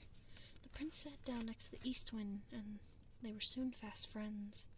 Tell me, begged the prince, who is this princess that you are all talking about, and where lies the... Oh, my headset fell.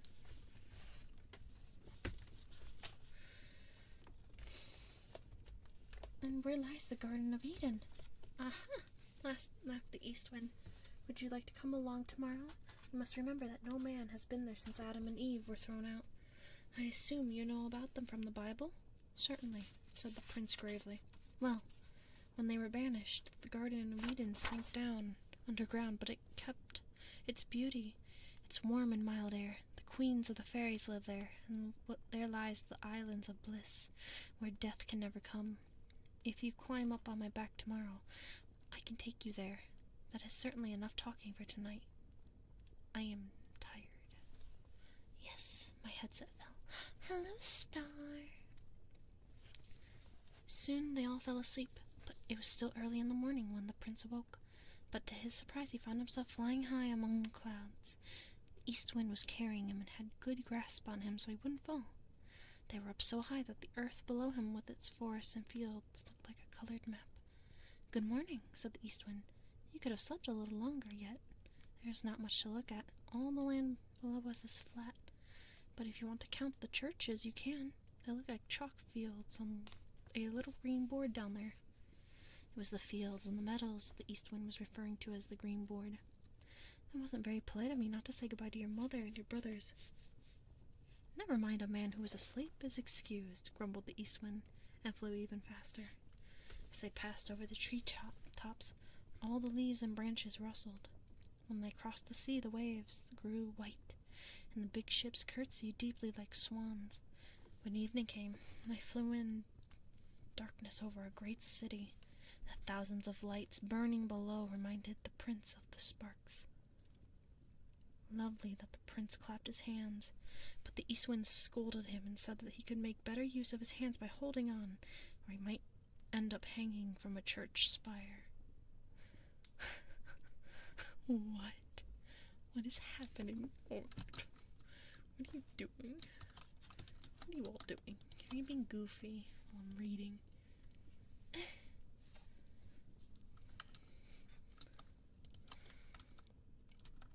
Not short hair. Hang on. There we go. Short hair. The goofiest of goopers. You're so goofy.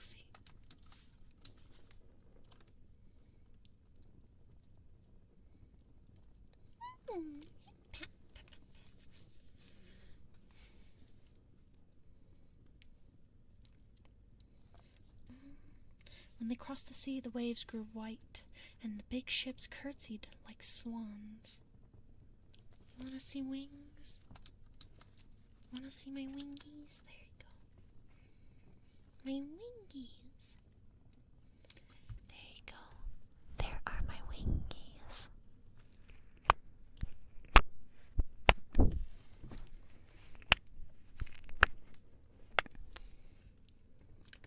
Are you happy now?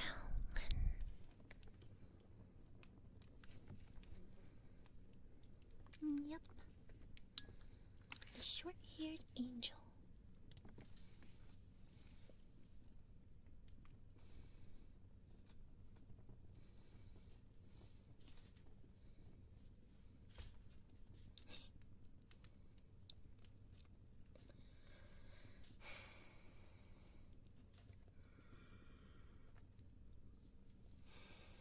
When evening came, they flew in darkness over a great city, the thousands of oh, right, that was the spire part. With grace the eagles fly over the black forests, but the east wind flies more gracefully. Swift is the horse of the Cossacks, but the east wind is swifter. They're the Himalayas, I mean, said the east wind. It is the highest mountain range in Asia. Soon we shall be in the Garden of Eden.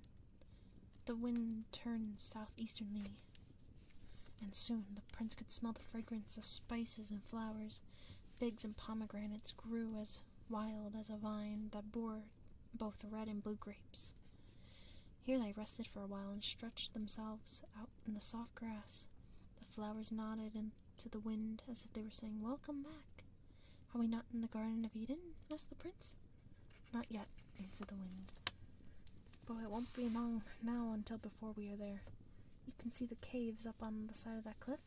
The grapevines almost hide it, but we have to fly through it. Wrap your cape as tightly around you.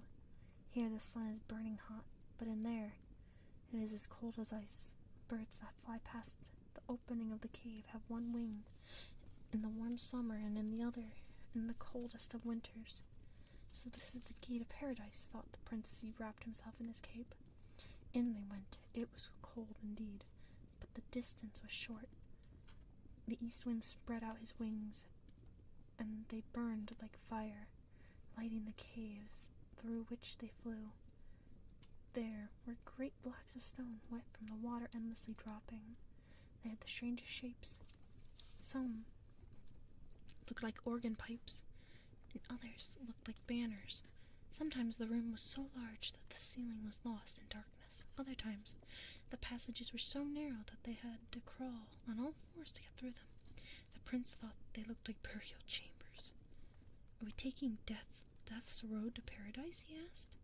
The east wind did not answer. He pointed towards a radiant blue light ahead of them. The rocks gave way to a mist, which finally looked like a white cloud in the moonlight. It was no longer cold. The air was mild and fresh like the mountain air, and yet filled with the fragrance of the roses that grew in the valley. Below them was a river. Its water was transparent as air, and gold and silver fish swam in it, and so did scarlet eels. Each time they twisted their bodies, blue sparks flew and illuminated the water. The leaves of the water lilies were all but the colors of the rainbow, and the flower itself was a flame that drew its substance from water, as oil lamps draw theirs from oil. A marble bridge carved as intricately as if it had been ivory led to the islands of bliss, where the Garden of Eden lay. The east wind carried the prince in his arms across the rivers to the island and set him down among the flowers. The leaves and the petals of the flowers sang to him in the songs he had heard as a child, but their voices were far more beautiful than human voices. The prince could not recognize any of the trees. Were they all palm trees or giant water plants? Certainly he had never before seen any tree so succulent and tall. Long garlands of wonderful vines, like ones that decorate old holy books and twist themselves around gilded first letters on their pages, hung between the trees. Around he saw the strangest mixtures of animals and plants. In the grass stood some peacocks with their great colorful tails spread out. He drew near and touched them. They were not animals, but giant burdock leaves as splendid as peacocks' tails. Lions and tigers jumped about among the bushes, as tame as kittens. Doves, white as pearls, beat their wings so near the lines that they touched their manes. Shy antelopes with dark eyes as deep as pools nodded their heads as if they too wanted to join the game. There was the fairy, the princess of the Garden of Eden. Her clothes were brighter than the sun, and her face was as happy as her mother's, or happy as a mother's. When she looked at her sleeping child, she was young and beautiful. A train of lovely girls, each with a star in her hair, followed her. The east wind gave her the palm leaf, a gift from the bird phoenix, and her eyes sparkled with joy. She took the prince by the hand and led him to her castle. The wall had the same transparency that you see when you hold a tulip petal up towards the sun and look through it. The ceiling was a shining flower, and the longer you looked at it, the more magnificent it became. The prince stepped over one of the windows, looked out through it, and there he saw the tree of knowledge, the snake, and Adam and Eve. Surprised, he turned to the fairy and asked, "Have they not been banished?" She smiled and explained to him that what he saw were pictures burned into a glass by time itself. They were not like paintings he had seen, for they were alive. The leaves of the trees moved, and the people portrayed in them came and went as in a mirror. He stood before another window, and there he saw Jacob's ladder stretching far up into heaven, and he saw angels with their great wings flying around it. Everything that had ever happened still lived inside these glass paintings, such curious and wonderful works of art only for time to create. The fairy smiled at his amazement and led the prince into another great hall of the castle, where the walls were transparent paintings of millions and millions of happy faces, all of them laughing and singing, and their laughter merged with the songs of one meticulous hymn to happiness. Their faces nearest the ceiling were as tiny as rosebuds, or the point you could make with a sharpened pencil and paper. The middle of the hall grew to a large tree, and golden apples the color of oranges hidden amongst the greenery. It was the tree of knowledge, the tree of good and evil, whose fruits Eve had picked and Adam had eaten. From its leaves fell red dewdrops, and as though the tears of blood. "Come down into my little boat," boat bade the fairy. "It rocks as though it were floating on swelling waters, and that is a most delightful feeling, but it never moves, and though all the countries of the world will pass by for us to look at." And they did. First the prince saw the snow-clad mountains of the Alps, with their black forests of fir trees and lace collars of clouds. He heard the melancholy sound of the hunters' horns and the herdmen yodeling. The scene around them changed. Banana palm trees bent their long leaves down towards them, and coal-black swans swam near them. Beyond the beach, the most fantastic flowers bloomed. They were in the Dutch East Indies, the fifth continent. They had heard the priests of the savage chants, and saw them dance their wild dances. The islands and their blue mountains disappeared, and in there rose the great pyramids of Egypt, the endless desert, the Sphinx, and ancient ruins of temples half buried beneath yellow sand. At last, northern lights burned above them, nature's fireworks, far more splendid than any man could have constructed. The prince was ever so happy, but then he had seen a great deal more than I have described. "Can I stay here forever?" he whispered. "That depends on you," answered the fairy. "If you do not let that which is forbidden tempt you, as Adam did, then you can live here forever." "I won't touch the apples from the tree of knowledge," said the prince hastily. "There's so many other fruits as lovely as they." "Examine your own heart, and if there is courage enough in it, then stay. But if you find doubt and weakness there, then ask the east wind to take you with him. He is leaving now, and he will not be back for 100 years. The years here pass like hours, but every 100 hours are long enough for both temptation and sin. Every evening I shall leave you, and as I go cry out to you to follow me, I shall wave my hand to beckon you to come. But do not obey me. Every step you take towards me will make it more difficult for you to turn back. If you follow me, you will enter the hall where the tree of knowledge grows. Underneath it, its sweet-smelling branches, I sleep. As you bend over me, I shall smile, but if you kiss my mouth, then Eden's garden will sink farther into the earth and will be lost for you. The cruel wind of the desert will enfold you, and cold rain will drip in from your hair, and sorrow and care will be your lot. I will say," said the prince. The east wind kissed him on his forehead and said, "Be strong, and I shall see you again when 100 years have passed. Farewell, farewell." The east wind spread out his great wings that shone like lightning of summer, or the northern winds of light. "Farewell, farewell," shouted all the flowers and the bushes, and the birds of the air followed as far as the gates of the garden. "Now begins our dance," whispered the fairy. "When it is over and the sun begins to set, I shall cry out, begging you to follow me. But do not do it.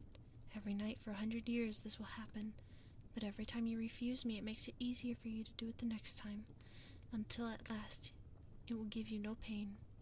This is the first night, and I have warned you."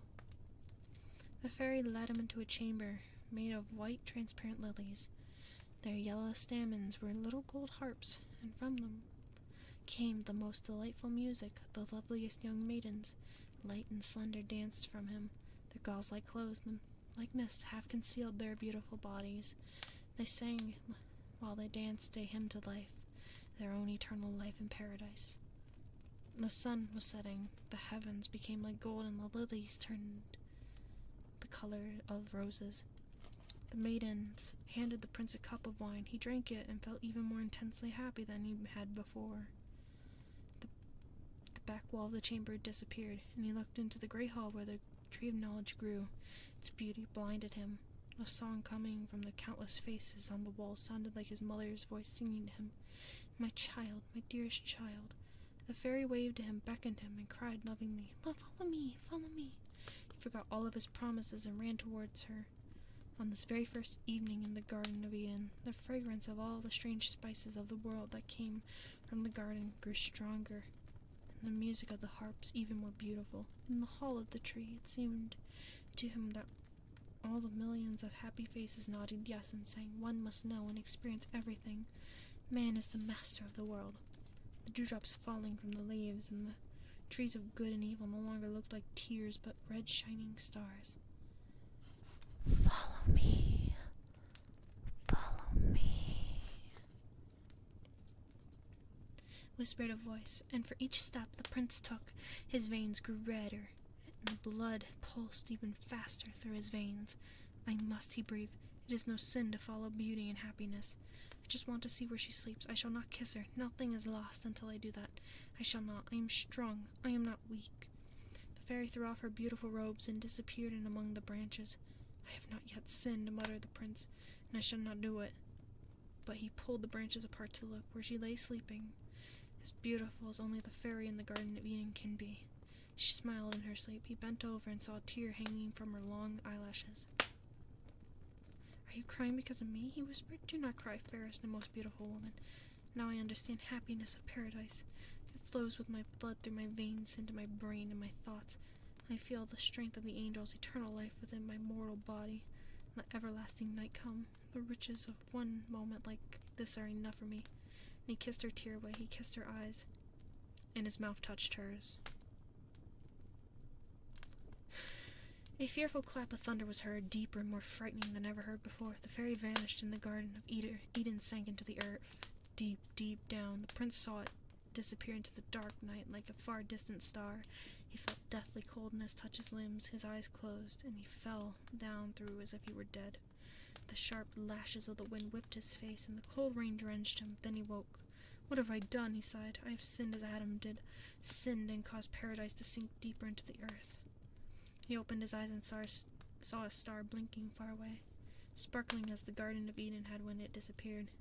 It was the morning star. He rose. He was in the forest near the Cave of the Winds. Their mother was sitting on a tree stump. She looked at him with anger and disgust. "Already the first evening," she scolded. "I thought so. If you were my boy, then I would have put you in the bag." "That is exactly what will happen with him," said Death, who was standing into the shadow of one of the big trees. He was a strong old man with a scythe in his hand, with large black wings on his back. "In a coffin I shall put him, but not now. Let him first wander about the earth, atoning for his sins, becoming good if he can. Then I can come, when he least expects it, and put him in a black coffin. I shall carry him on my head to the stars, for there, too, blooms the Garden of Eden. If he has learned to be kind and good, then he shall live there forever. But if his heart and thoughts are filled with sin, then he shall sink in his coffin deeper into the earth than the Garden of Eden sank. Only once every 1,000 years shall I come to fetch him, to find out whether he must be sent deeper into the earth or be taken into the bright sparkling star." The end. Wow. How did I know he was gonna sin on the very first day? Not even the first night. He sinned within hours, like an hour.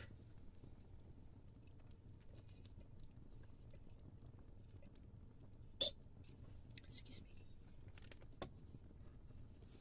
Just finishing my tea. But what did you think of that story? Gotcha, man. Welcome to the Heavens Nebula. Welcome, welcome. How are you? Hope you enjoyed this. Dang your immersion. Your immersion has been ruined. That was the end, yeah. He gave in to sin. He gave in to sin.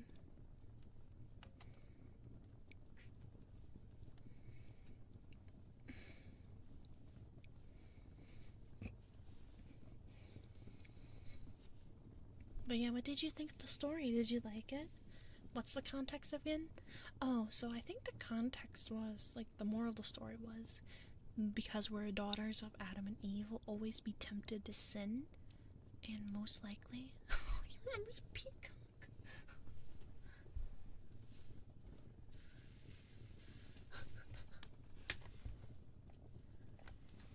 Essentially, he spent the rest of his life trying to atone for his sins.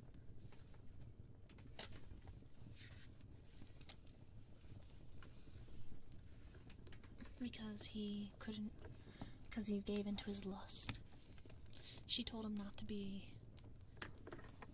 Stop being horny and give me more, essentially. Like, she told him not to be horny, and he was damn bad for the fairy. And thus, he got fucked. Badly. And then death wasn't even going to take him, because he would spend the rest of his life trying to atone for his sins.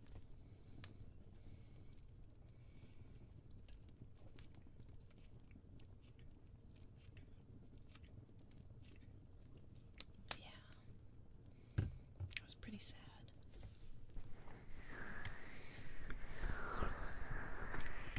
A lot of Hans Christian Andersen's were really sad stories. Like The Little Mermaid. The one that we know is from Disney. But the true story of The Little Mermaid is she was given a knife by her sisters to slay the prince, and she'd be allowed to turn back to a mermaid. And instead she threw her body over and turned into sea foam. She committed suicide over him, over murdering him, because she wanted him to be happy. Yes, there was a phoenix as well in the story. Not Little Mermaid, but the Garden of Eden. Yeah. So I guess the fairy had a phoenix. And... or something like that. Yeah, a lot of the Hans Christian Andersen stuff revolved around, like, when supposedly there were dragons and phoenixes that roamed the earth. It's also the same universe that Limbus Company is in.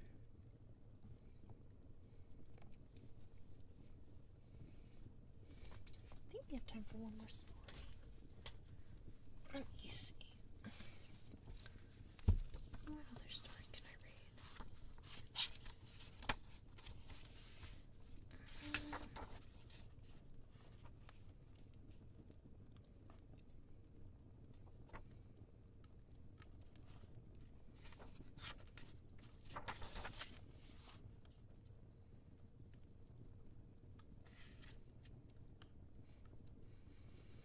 I love the Snow Queen. The Snow Queen's super long though.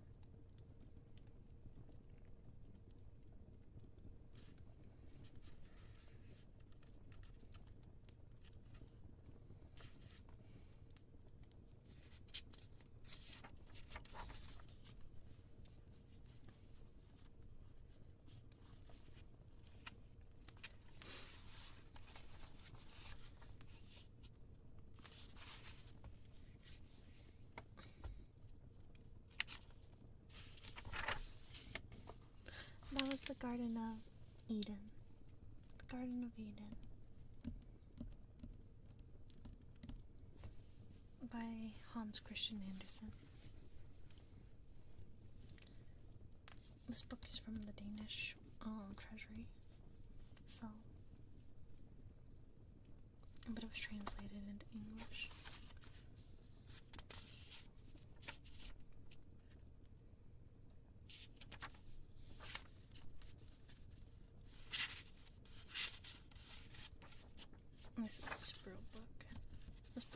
regular?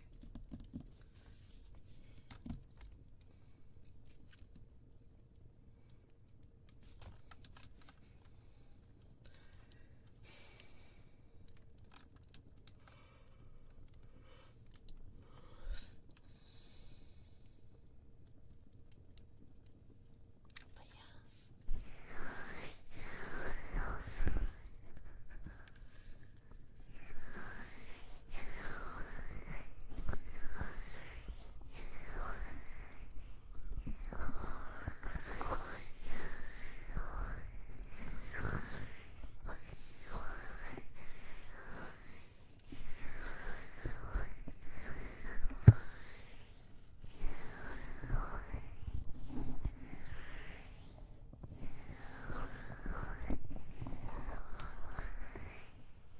What kind of pizza is it?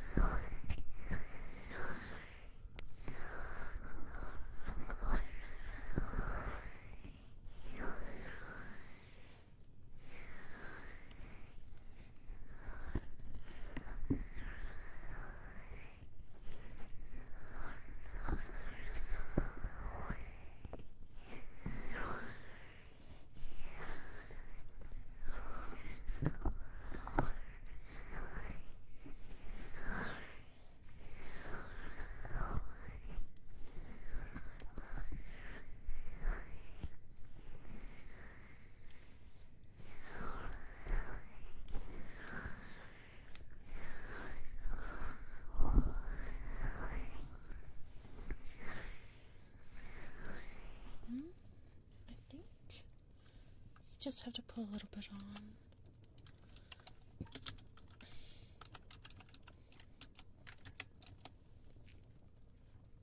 It's extremely hot.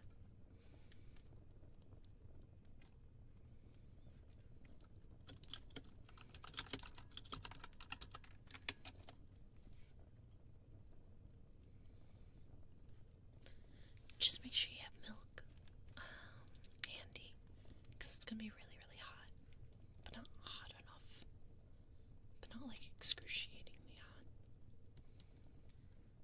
I just would say put a drop on it. I wouldn't put too much.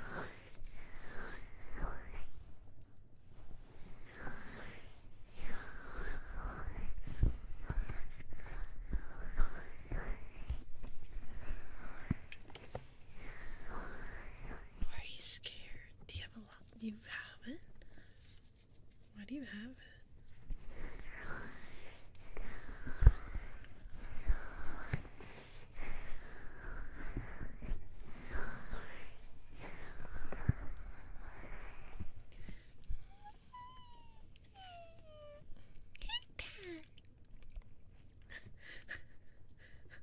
Are you trying to kill me?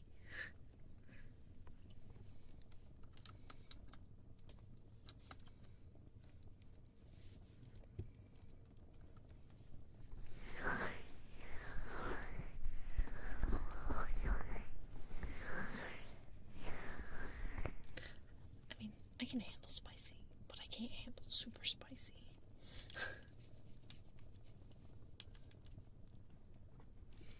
You're okay, Lynn.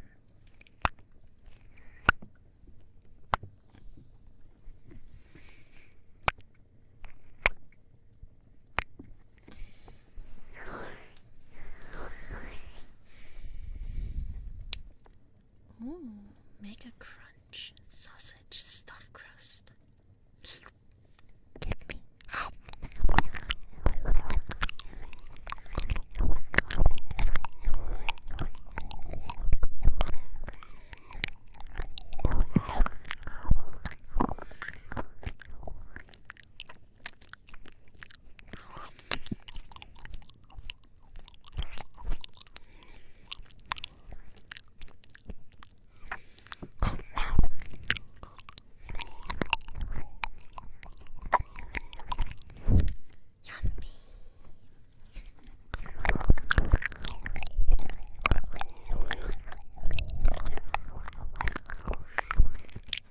Very good.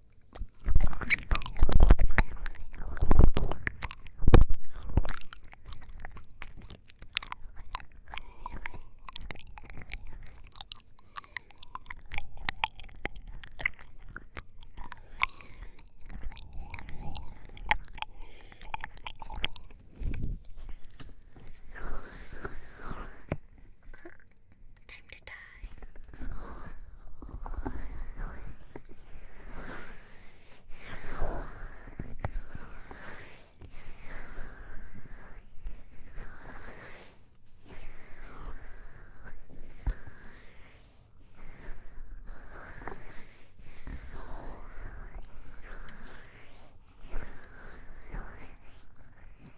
Be careful. Don't eat too much hot sauce. Be very, very careful.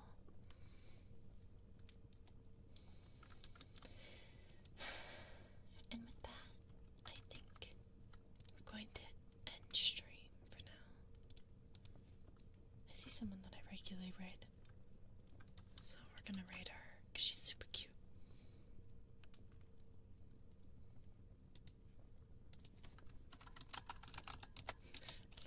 At the end of the stream, Lynn dies. The end. You're welcome. Unstable. No, you.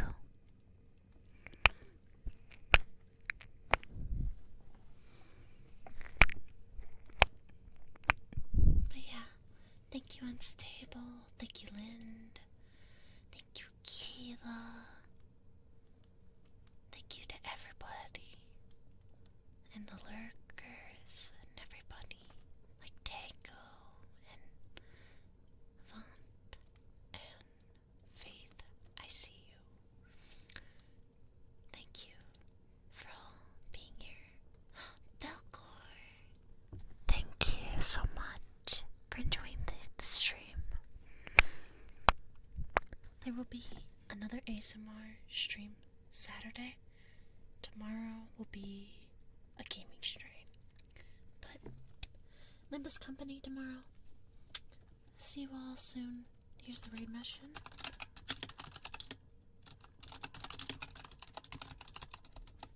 Make sure to copy that. If you're not subscribed, use this one.